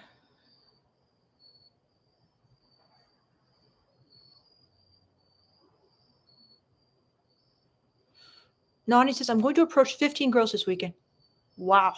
Amazing, Nani. Way to go. Way to set an example. Let's fucking go. Paul says, excellent comparison to a dance with the interaction between a man and a woman. Interesting, Paul. Which part was that? Because you might be a little behind. I'm not sure. Just remind me. So Restaurant P says, in sites that talk about women's top fantasies, sex with a stranger is always one of the tops. Apart from the fact that you get to do whatever you want with a stranger without fear of judgment, does he have any special sex appeal? That's a great question, Rest in Peace. Yes. Because I used, like, when I first started having fantasies, that was, like, a lot of my fantasies. It was always a stranger, never somebody I knew, never. And, I think, like, the stranger, it's almost like a projection of this kind of, like, alpha dominant masculinity. It's almost like a projection of the hyper masculine fantasy. It's like the kind of the archetype of like that hyper masculine dom you project onto a stranger. And so that's why you're fantasizing about having sex with a stranger. It's because like people aren't like that. You know what I mean? So you basically have kind of like a nondescript face, but the actions and the behaviors are that of kind of like the female template that I always tell you guys about that they project onto men of kind of hypermasculinity. So, yeah, that's what I feel is the appeal. He's kind of like a blank canvas to project that onto. Whereas people I don't know, it's almost like the female version of like the Madonna horror complex. It's like you don't want to, like supposedly for some guys, right? They don't want to imagine like their wife as kind of like a slut, right? Well, it's almost like you don't want to imagine someone like doing that stuff, like as kind of a male slut. So that's what I think it's about. As someone who had a lot of, and still does, I basically, well, it's not really a stranger, but it's not someone I know. So, Jovak says, this is great stuff. Oh, I'm so glad to hear that. Jovak, let me know why you think that, if you don't mind. Willie, which stuff are you liking? Willie T's Barbershop, so that's what I thought. Thank you very much. Okay, go to Willie's Barbershop, and I hope I saved you. So Adam says, so women in general don't like doing reverse gangbangs, so they pretend to like that in those porn videos. I think some of them do enjoy it. So one guy and multiple women. Yeah, that's a male fantasy, not a female fantasy. Now, could some of them be enjoying it? Like kind of enjoying their work and like, hey, this is like fun and interesting? Sure. Could they be kind of like, oh, I'm getting into it? Sure. However, like when they're fantasizing about like typical female fantasies, that is not it. So yeah, they're pretending to like that. Sorry to burst your bubble that the women in porn are like pretending to be, that's their thing. They might just be like, oh, cool, because I'm acting, let me get into it. But is that what they would choose? Of course not. No. Ugh. If you don't know, now you know. So, Tyke Smith says, yeah, we all have groups of women on speed dial who like to prowl the streets at night looking for a lone man to pounce on. We're just, okay. So then Willie T's Barbershop says, do women want to be recognized for their personality or sexuality? I mean, they want both. I mean, but, it depends on in which context, okay? Like, are we talking in the bedroom? Are we talking at work? Are we talking on online dating apps? But they definitely want to be recognized for their personality. However, if you're like in the heat of the moment in bed, you might not want to bring up like their personality as much as their sexuality. So let me know what you mean, Willie. Emza says, thank you for everything. Oh, yay, Emza, thank you. Was there anything in particular? Oh, well, I guess you said everything, so. Francisco says, I didn't know Dr. Burns had a podcast. I think I was encouraging her to talk it out and listen to things she would bring up. I never judge her, never offer solutions. Just listen and understand. Oh, Francisco, you got to listen to the latest podcast. He does a Q&A, and he basically talks about exactly that. And I thought it was so good about how important it is to not give advice. Whoops. Here I am on my Q&A giving advice.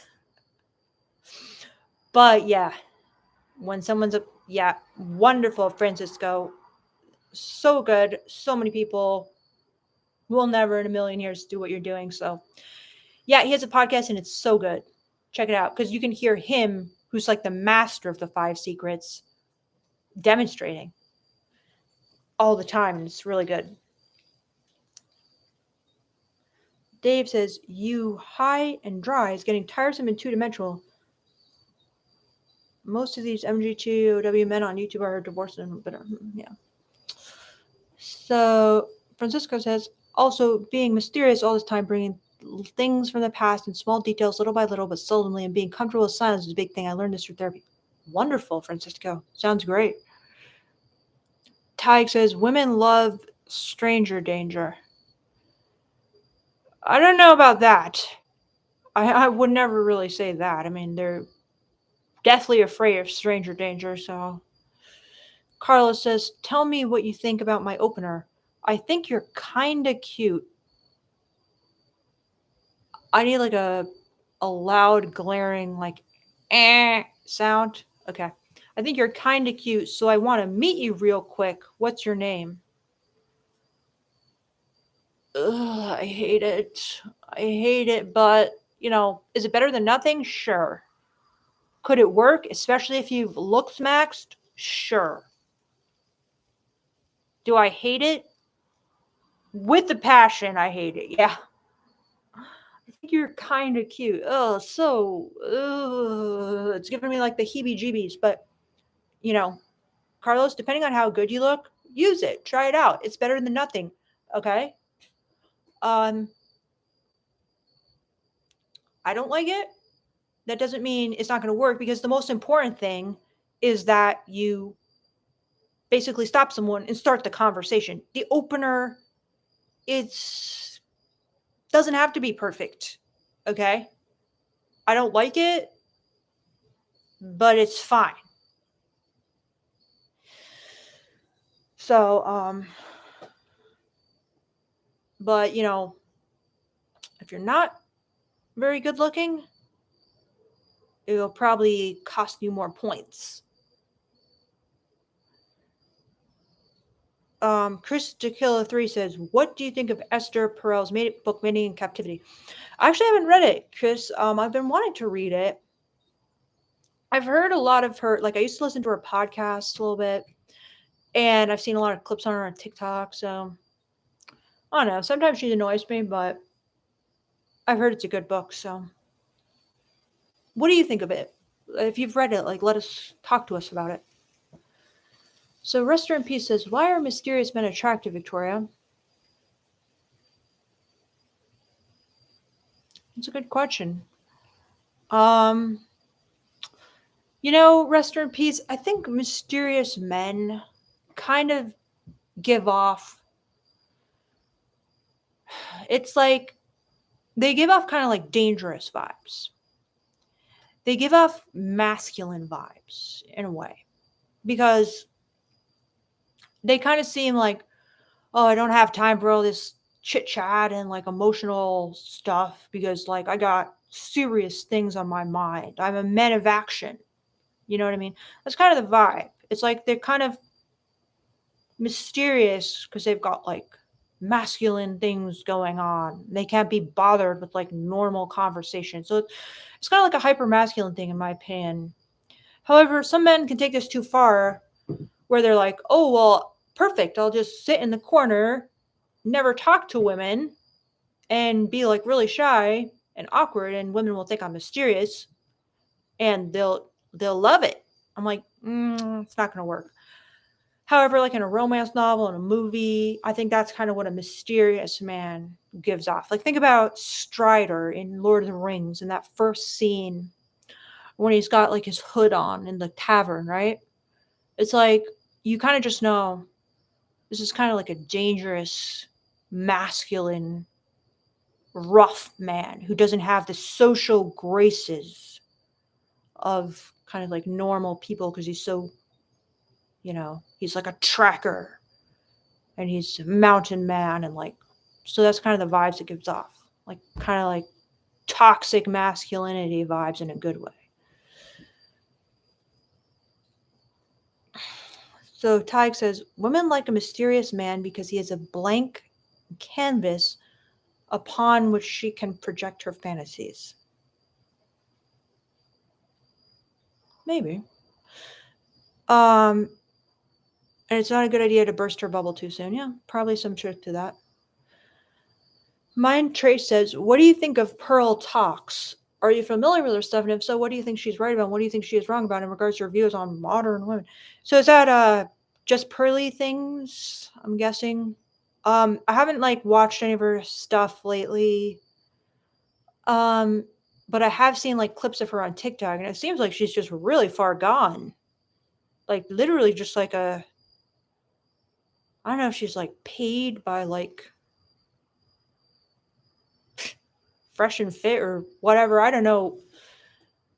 I think it's really stupid, to be honest. Like from what I've seen, I really should maybe if you guys could like send me a video or something that you like, I'll watch it.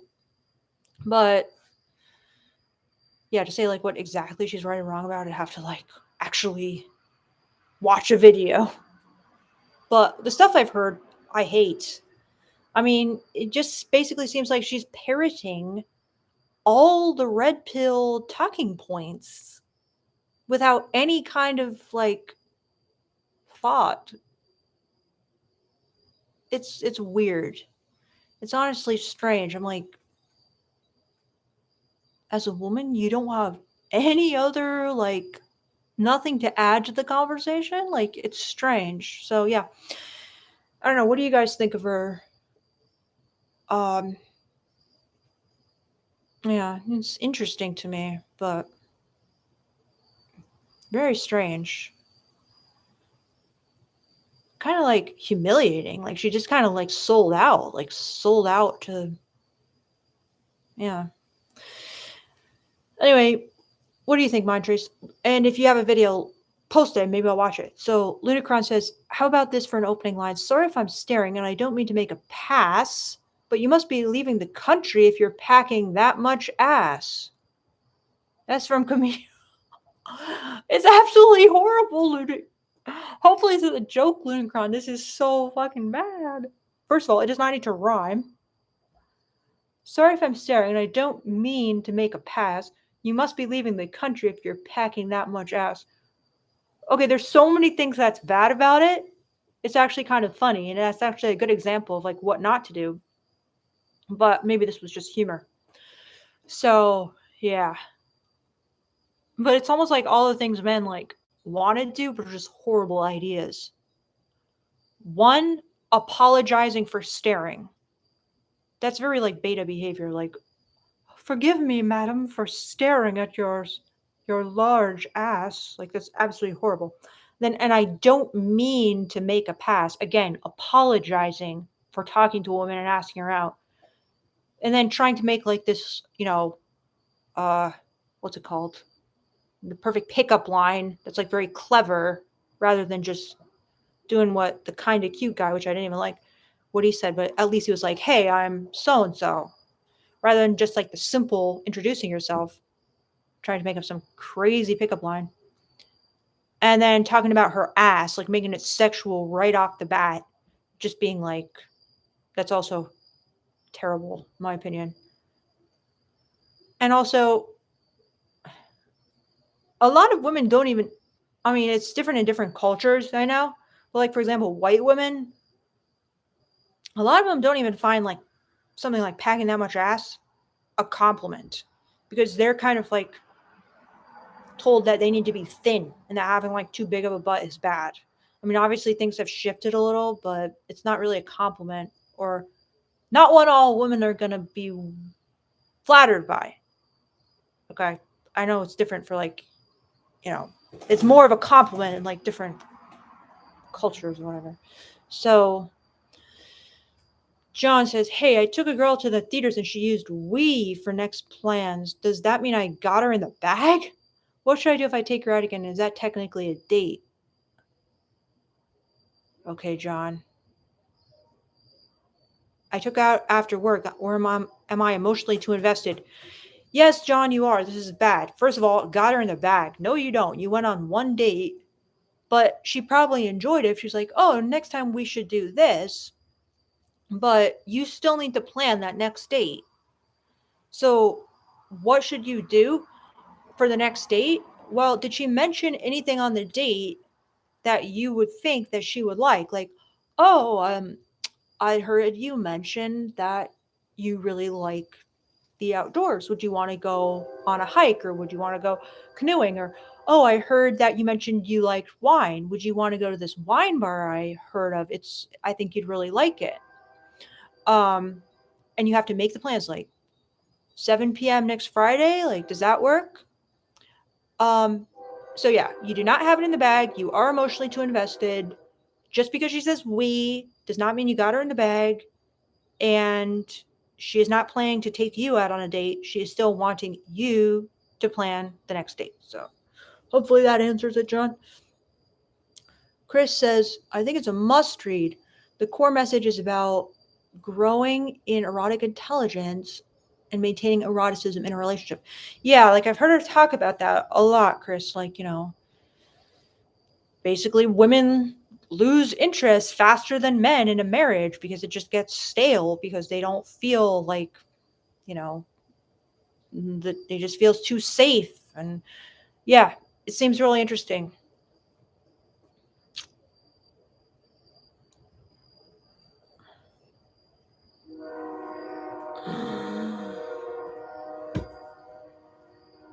Carlos says, then what would be a good opener to cold approach? Well, I have a whole video about it, Carlos. You can check out what I think is good. I think it's called like the best line to use when asking a woman out on a date. That's one approach. That's the one I think is really good. Zen says Pearl is wild and out. Yeah, like what the hell, Zen? Like tell me about her. Why do you think she's wild and out? I mean, that's every time I've seen a video, I'm like, what the hell? Like, what is going on with this girl? Nani says, did you give Dan Bacon a look? He's on YouTube. Nani, I did not. And I definitely need to. Because, yes, you told me about him. Other people told me about him. I really got to look at him. And, Nani, I don't know if you have a video of his that you think is really good. I mean, I could just check out his channel. But, yeah, I'm definitely going to need to do that. I'm copying and pasting now and putting his name in a tab, so I'll have that for later. Zentag says Pearl's a genius, a marketing genius, that is. Yeah, I think you're right, Tig. I mean, you definitely gotta admire like how popular she's become, but wow. Willie's Barbershop says, do women love scarcity? What I mean is if I'm hard to reach in text and calls, like I don't call or text that much. Willie, I do think that can make her, more into you at times. I mean, it definitely can help. I'm not saying it's the right move for every situation because some women might be like annoyed that you're not texting her back like, oh, I can't do it. But it can definitely make her more into you if she's on the fence, yes. But you got to take it case by case. Adam says, how do I search for a cougar in a public setting? Well, I guess just find an older woman and talk to her and try to ask her out, just like you would a younger woman. So, hello, Light. Lunacron says, that was part of the bit. He was listing off bad pickup lines. Okay, yes. So he mastered it. Paul Kramer says, you comparing male-female romantic interaction to a dance reminds me of junior high gym class where before a school dance, the boys line up on one side of the gym and the girls on the other. The boys were told to go across the gym floor and choose a girl to dance with. It was an exercise to help the kids get over their shyness. Ooh. I actually remember doing stuff like that in gym class. It was thrilling. Rest in Peace says, my opener usually is, I understand if you are in a rush, engaged in whatever you're doing. I was just curious about you. You are really gorgeous. Other appearance-based praise to show my interest. Rest in Peace, it's not bad in my opinion. I feel like it could be improved, but it's better in my opinion. But you say, I understand if you're in a rush, engaged. Okay, that's fine, because I guess you could say like, no problem if you can't talk right now. Like, I understand if you're in a rush.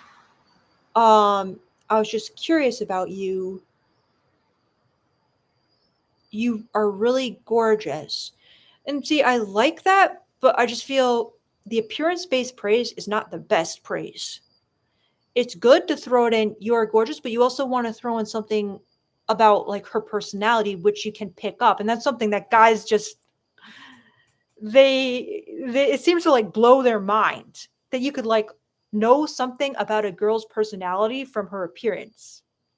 Okay, and they're like, but what? Like, she's hot. That's why I talked to her. Like, duh. To a girl, it's kind of an insult. Okay? They want to know that you feel something more They want to know you think they're gorgeous, so that's good. But they want to know that it's something that separates them from the other gorgeous girls out there. So a personality based compliment. So that's why I say something about her style, because style shows is an expression of your personality. So they want to feel that you're drawn to like their essence, their personality, and that includes their looks. So yeah, you gotta, it's not really the best in my opinion to just say you're gorgeous. Because a girl who's gorgeous, she knows she's gorgeous and she's also kind of insecure about it because it's like every single guy thinks she's gorgeous and they just want her for her beauty and they don't even care about who she is as a person. So anyway, it's not bad, Rest Her in Peace. You got a lot of good stuff in there. It is 100% better than nothing. And it's better than some of the other ones we've heard. I just don't think it's as good as it could be. Okay, Sonia, thank you so much for your super chat. I really appreciate this. All right, so he says, I was chatting with this woman we already knew in person about X and fantasies. I said to her, I really want to hurt you, but at the same time, I want to protect you even more. Oh, okay. So got it. X is sex. Let me read this again. I was chatting with this woman we already knew in person about sex and fantasies. I said to her, I really want to hurt you, but at the same time, I want to protect you even more. It was the darkest animalistic sex. Indeed, Sonia. Okay, you're really playing on, BDSM themes there. And that's very erotic and it's very powerful. And it will create dark animalistic sex because, you're kind of playing on like a sadism theme. Like, I want to hurt you, but at the same time, I want to protect you. With that, you're kind of playing on like a dominance or even DDLG theme. Alpha theme. So, yeah, that's the way to have dark animalistic sex for sure. Start talking about these deep BDSM drives, and it will happen. That's the way to people's like deepest, innermost psyches. So, way to go, Sonia. Keep doing it. Congratulations for going there. Congratulations for having dark animalistic sex. And thank you so much for super chat. Really appreciate it, Sonia.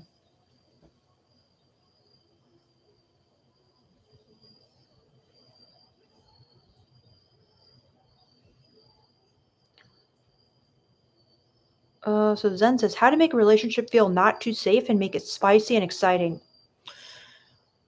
Well, Zen, I would try to play on the BDSM themes. That will make it spicy and that will make it exciting. I mean, um, well, Zen, I think this is you. You're already into that, right? Or am I getting this person wrong? But, yeah, like, what are you guys doing in the bedroom? I think I'm remembering correctly, Zen, but I might be confusing you with someone else, so let me know. But yeah, the more you kind of like play on these deep, spicy fantasy themes in the bedroom, you can start kind of bringing it out of the bedroom a bit. But yeah, BDSM, that's the way to make it spicy and exciting. And that's a wide umbrella that covers a lot of people's fantasies, but that will do it. Mark says, my opener is, I heard you have a crush on me.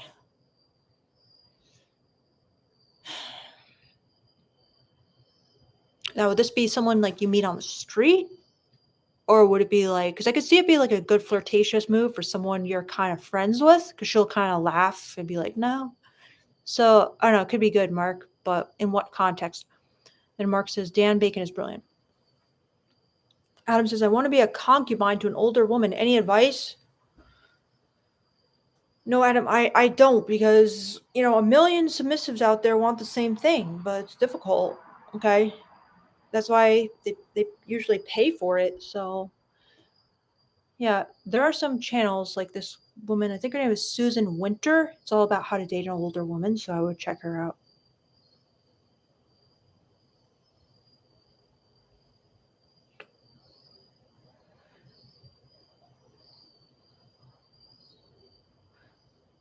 Kessel says, "Ha, dude, I'm too hesitant to say stuff like that. Still, Sonya, but I know I have to have the fucking courage to put myself out there with confidence like that. Well done, man." Zen says, "The thing about approaching girls is that we are approaching her because she looks good and not because of her personality." Yes, Zen, and that's the male gaze obstacle you have to get over. Okay, that's what I was saying. I mean, that's like what every man says. It like explodes their mind because they're like, but why would we ever approach a girl who we didn't think was hot and want to fuck? So obviously, the only reason we would be approaching her is because the shape of her body and her face or whatever is sexy to us. Well, guess what? Truth bombs and it's repulsive to the female gaze. If women actually knew that was the only reason you're approaching them, which they don't, um, they would be disgusted and they would say no. Okay? Because in their mind, they still have kind of like the delusion that it's more than that. Okay, so that's a male gaze stumbling block for you guys that you guys have to learn to get over. I don't know what to tell you, but I mean, this is going to be like a lot of problems in the future. Like, well, obviously, she had nice circles. She had nice breasts. They were large, and I like large breasts. Do you see how like creepy that comes off to a woman? It's just they don't like it. From the female gaze, they want to feel like a guy sees the way they're dressed, the way they're sitting, the way their hair falls in the light in the room on their face. They want the guy to just feel like a magnetic pull. Like there's something about that girl. It's not just because she's hot and has large breasts or a large ass and I really love butts. It's something about her personality. Like, do you see how just gross that is? Oh, she's got a large butt. I love butts so much. Butts. It's creepy and gross to a woman. Okay, like I'm telling you guys, they want to feel that it's something about her. And that's the line I tell you to use. There's something about you. Something about you. It's more than just looks. Okay, it's karmic. That's why I'm being pulled towards you because I see you, unlike other men who just see, oh, wow, she has the physical characteristics of beauty, and I love all women who have that because I love to fuck them because it will feel good for me. It's really gross to a woman. It's not the female gaze at all, and that's what I'm trying to teach you guys. Okay, so yeah, they don't know that you saw them and you think they're hot. They think it's more than that. And my question to you guys is, can you pull your heads out of your ass for 1 minute? Truth bombs here, guys. And just get out of the male gaze for 1 freaking second. Stop making it about you and try to find something about her that is not just, I like the S shape of your body. You look like something more than looks. Yes, they want to look sexy to you too. But that there's more to it than that.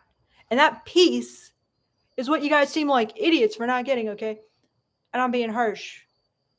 But I'm being real. Because I'm trying to explain the female gaze to you. And I'm telling you, this is huge.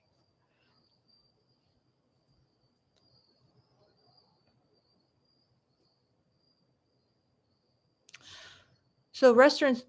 So Zen says BDSM for the win. Yes, for the win. I agree. Restaurant P says, yeah, I say at times I loved your style or whatever she is wearing, and I think it's all appearance based. I don't mind complimenting her personality, but I hate to lie when the only thing I know about her is her looks. I can just praise her looks, unfortunately. Yes, and that's why you want to find something that she's wearing or doing that kind of signals something about her personality to you. I mean, it's the same thing like on an online dating app. When you write your opening message, you want to basically be a detective. Look in her pictures. Look where she is. Is she posing, on a mountaintop? Is she posing doing yoga?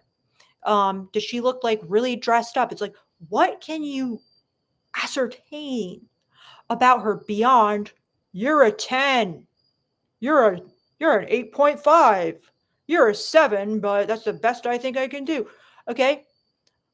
Try to find something about her that you can say, "Oh, it looks like you're really good at yoga. How long have you been doing that?" Or "Where's the best yoga studio around here? I've been thinking of getting into it myself." Or let's say you see a girl and she's hot, right? But it's like you can tell she has kind of like this artsy style. Maybe she's kind of wearing like a skirt that's giving you like a dark academia vibe, and you're like you have a really cool style. I like that like dark academia thing you have going on. Yeah, it sounds a little the way I did it sounds a little gay, but it's like you want to be noticing things about her that showcase her personality, because then she's going to be impressed. She's like, "Oh, he noticed. He noticed me. He noticed more about me. He actually is interested in me as a person. Maybe I will go out with him because he was drawn to me." Here comes Beardo. Hey. Hi, Beardo. Do you want to join? If I join, that might mean no carpet No. racked up. How about just 3 minutes? I can do 3 minutes. All right, here he comes, guys. The beard man. It's never gonna actually be 3 minutes, though. Right. What can we get done in 3 minutes? Okay, well, I was just trying to explain to them this thing where they're basic. Dude, listen to this. I'm listening. Okay. So basically, This is some kind of lighting setup you got here. okay, dude, I have to just do this because the lighting is going to be too weird. All right. So, I was just trying to explain to them because they're basically talking about how to ask out a woman, and they're like, "Yeah," and this is what I was talking to you about. They're like, "But all we know about her is her looks. So how could we possibly make it about something more than her looks? Because all we know is that she's hot. So obviously we're just going to say like she's hot." So I was talking to you about this the other day, wasn't I? And what do you think, David? I mean, I was trying to tell him it's kind of repulsive to the female gaze when if they truly found out and knew that you approach them just because, they have large breasts and you like large breasts, or they have a nice shape to their body, it would be insulting to them. They don't know that. They assume you've been attracted to their essence. What do you have to say? And don't crack your nails. It's driving me crazy. First thing right off the bat, I think like asking is always better than not asking. Yeah, and I did tell them, I'm like, or 99% of the time, right? I told them. So the answer is always no until you ask, right? Yeah. Secondly, speaking specifically to what Victoria's talking about, can't you think of anything? I mean, like our first date after she'd been putting me off for like 4 months because we weren't living in the same city. I just like looked at your hands. I was like, oh, you have such beautiful hands, right? Now, are hands that important to me? No, not really, right? Like she could have ugly hands and I'd still,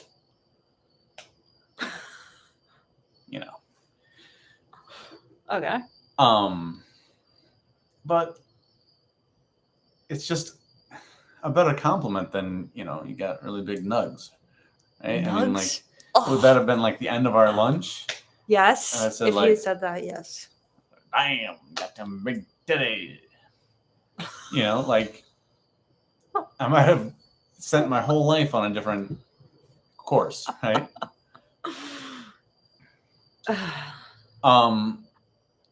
Can't you say anything nice about her outfit? Like, even if you don't care, can't you say something nice about her eyes? I mean, how hard is that? Like, women love being complimented on their eyes, don't they? Personally, I don't like it, but it's better than nothing. But yeah, I mean, like if you can go beyond the looks, even better. Like, make her feel seen. Seen. So what would you do to make someone feel seen who you like see on the street? I just see her on the street. She's sitting at a cafe and she looks hot. And you're like, damn. But then you don't want to say that to her. So what do you say? So there's a few ways to go about it, right? One is like you're not asking her out cold, right? You don't just like very first thing you say, hey, do you want to go on a date with me? Right? Instead, like if it's at a cafe, like you might just say, hey, can I sit here? And then just sit down, right? Like and if she has any interest, she's going to look up from her work or her book or whatever, her phone, whatever it is she's doing. And you're going to have an opportunity there to build a little something. You could go right for like the phone number if you don't have time for something like that, or it's just not a situation like that. So, you might just say like, oh, excuse me, sorry to bother you. Like, but, I'd really like to get to know you better. Is there any way I could get your phone number and contact you later? I'm in a bit of a hurry, or you're in a bit of a hurry, or whatever, But I really think if at all possible, like, spend at least a few minutes, building a little bit of a rapport. If you get her number based on nothing, like, then what are you going to text her? Like, good point, dude. You got nowhere, you're making it up from scratch. 100%. This is why we got to get this guy on the live. So, dude, this guy says, Zen McMillan, hold on, Victoria. Are you saying women think that men approach them for reasons other than looks and feminine energy? Okay, well, let's just cross out feminine energy because what does that even mean? How can they not know? I felt like it was so obvious. Correct, Zen. And they're sick of it. They think that men are attracted to them for not just their looks, but also their unique essence, their tenness, which you guys don't understand. Every woman, she feels like for the right guy, my guy, the one I want to be with, he's going to see me as a 10. So guys who are approaching me are going to see that I'm a 10, not just in looks, but kind of like as a woman. So he's going to be like drawn to that. They're not thinking, oh, this guy is thinking, I rate her 7.5, but I'm scared to approach, a 9. So let me try with the 7.5 or whatever. None of that. They don't understand the male gaze, guys. They don't understand how simple it is and how it's all based on looks and wanting to fuck. They don't know that. Yeah. Right, dude? Yeah, of course. They have a romance novel playing in their head. They have a rom-com playing in their head, right? Yeah. So, like, try to, like, put yourself in that rom-com. Try to be Mr. Darcy or whatever. Maybe Darcy isn't the greatest. Darcy's good. Well, he starts off pretty bad, though. No, he starts off good. Darcy starts off good? No. Anyway, another thing I did a few times, and sometimes it worked, sometimes it didn't, is I said, I put her name in my phone and then brought up the part where you're entering the number. And I just, here, put your number in my phone. And, if you want to, like, start off with kind of like that more dominant energy, you can try it like that, where you're kind of giving an order rather than being the supplicant. I'm not saying it's like magic that'll work all the time, but it's a different way to go. Great point, dude. Thank you. All right, Wait. rug time. There's actually just a few more things I just want to say before we go, and then we'll do it. So Nani says, my usual line is, hi, my name's Nani. I want to come over and introduce myself because you look very interesting.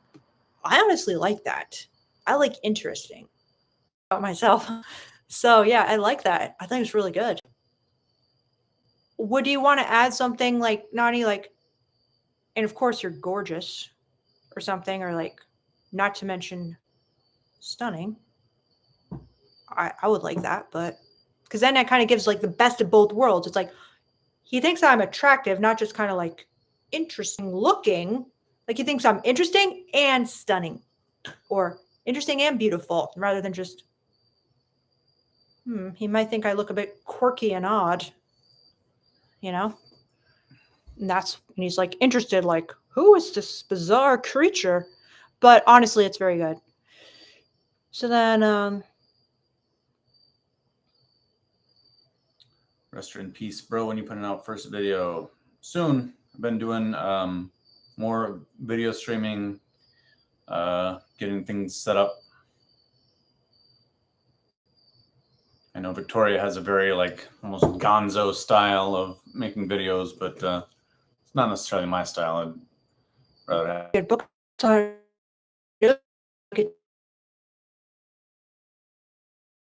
Exactly what I'm talking about. Bro, from there, and it genuinely attracted me to her. 100%. Exactly what I'm talking about.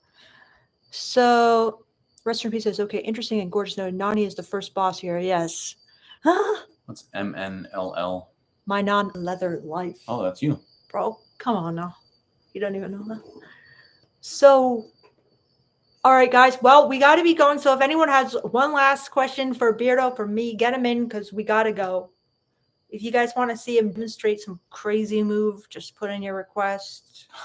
He's crazy, guys. Like you don't even know this guy is so crazy.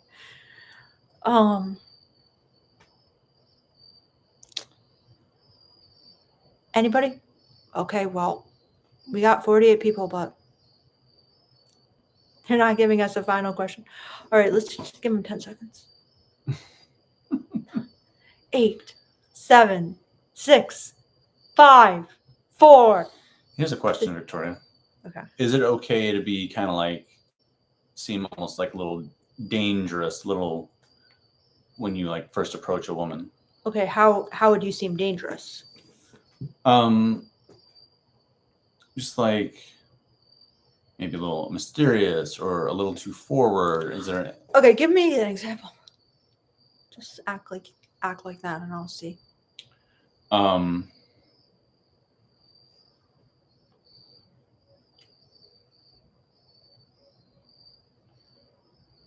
Well,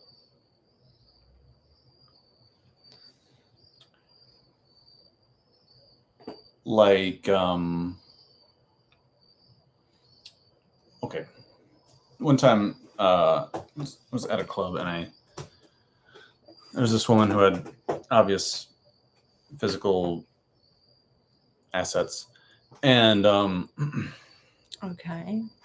I walked up to her and I grabbed her by the arm, and it was like loud, a lot of pumping music and stuff. And I said, I was walking by, but I just couldn't help notice you. And I didn't get any further than that because she like ran away from me basically. So didn't work out that time at the minimum, but I was just kind of like, instead of being like, hey, can you hear me over this music? Mm-hmm. Great show. Went a different way. And it didn't work that time.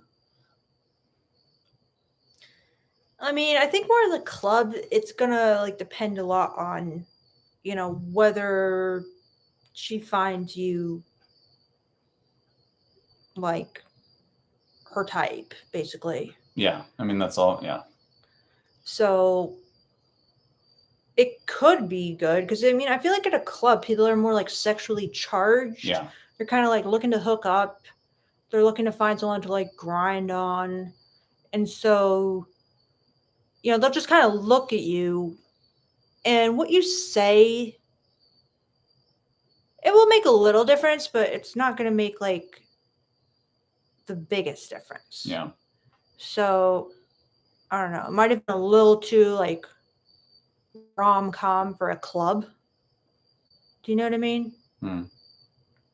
Because but I think women do kind of like more of that like grabby, like dommy energy in a club.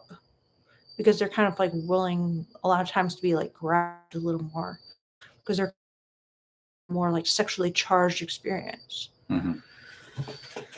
But yeah, I mean, it's not going to work out every time with every person. No, so definitely not.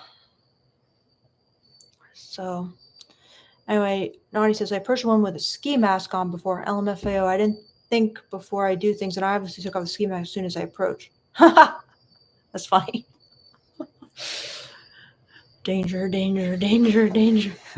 Yeah, I mean, I think a point you made there is really important. Like, just don't expect your success rate to be too high. Just like be okay with 20% or whatever. Like, it just doesn't always happen. Like, you're not just gonna ask a girl for a number and she's always gonna give it to you, or whatever your approach is. You're gonna get turned down sometimes. Maybe this person's in a relationship. Maybe you're just not her type. Yeah. Whatever. Maybe she's not in the mood. Maybe this. For sure. So. And guys, remember, looks is a huge piece of this. It just because you say the magic words, okay, that's gonna help. But the more you looks max, the more likely those words are gonna affect her. You know what I'm saying? It's much easier to take a chance on a guy who looks like the female gaze template than it is to take a chance on a guy who's saying the perfect thing, but he looks, not like the perfect guy. I think you can also go outside the template. Okay. Yeah. Like with this crazy beard that I've got, right? Yeah. Like I probably wouldn't have had the courage to grow this 2-foot beard before. Okay. But since I started growing it and I just kept growing it, and Victoria kind of liked it. Liked it for a while anyway. You don't like it as much anymore. But what I've realized is that it's polarizing, and that is good, right? You a lot of women won't like it, and a lot of women will, and that's good for the most part because you're not trying to attract everybody. You're trying to get some women over this threshold that you need to have them be interested in you. So a woman who wasn't going to go out with you anyway, you're pushing her farther down, and that's fine. That doesn't matter. Mm-hmm. But a woman who wouldn't have gone out with you anyway, but maybe she likes beards, and now she will. So polarizing is okay. But I kind of feel like beards, I mean, they're like a known thing that women are really into. Like some women are just like obsessed with beards. But like, what about a guy with this really long hair? Like a lot of guys, they ask me like, oh, I've got like this length hair as a man. I mean, how many women are really going to be, it's much more niche. Yeah.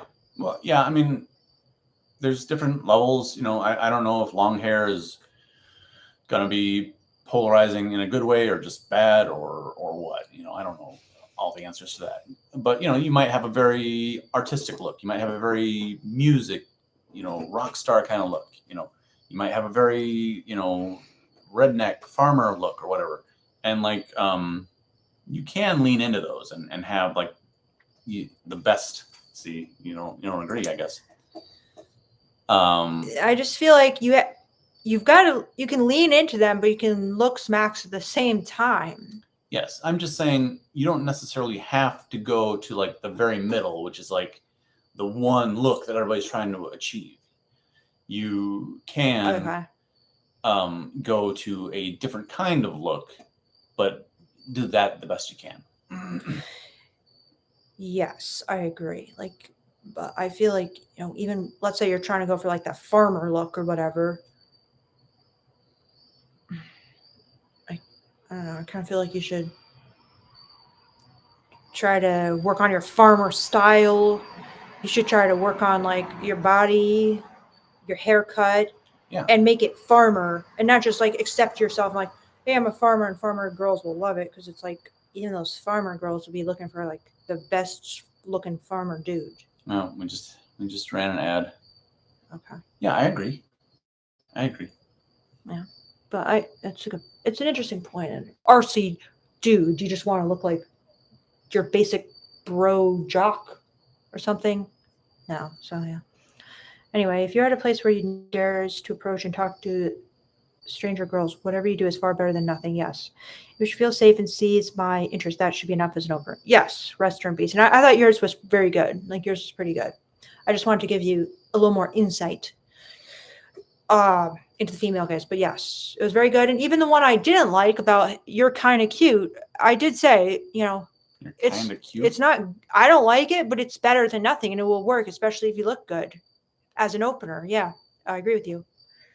All right, guys. Well, we got to be going. So, you know, thank you so much, especially my two super chatters, Sonia and Nani, of course, and Jimmy Dare, who's not here, but so 3. But and everyone, thank you guys for all your great questions, all your great comments, for being so supportive to me, all your positive feedback, sharing what's going on in your lives and your openers. It just makes for such a fun discussion. And it's really fun for me. I learn a lot from you guys, and hopefully I'll be doing better now that I have my male gaze coach. I'll be understanding your perspectives a bit more, making less female gaze errors. And thanks to my special guest, Beardo. He's the best. So, all right, guys. Good night. Bye, everybody. And one more thing. If you ever want a coaching session with me, contact me, my nonleatherlife@gmail.com. Charge $60 per session. Just write me. We'll set it up.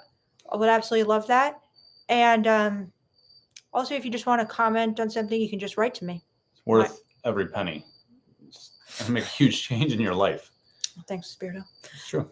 And also, you can just write to me if you want to share something.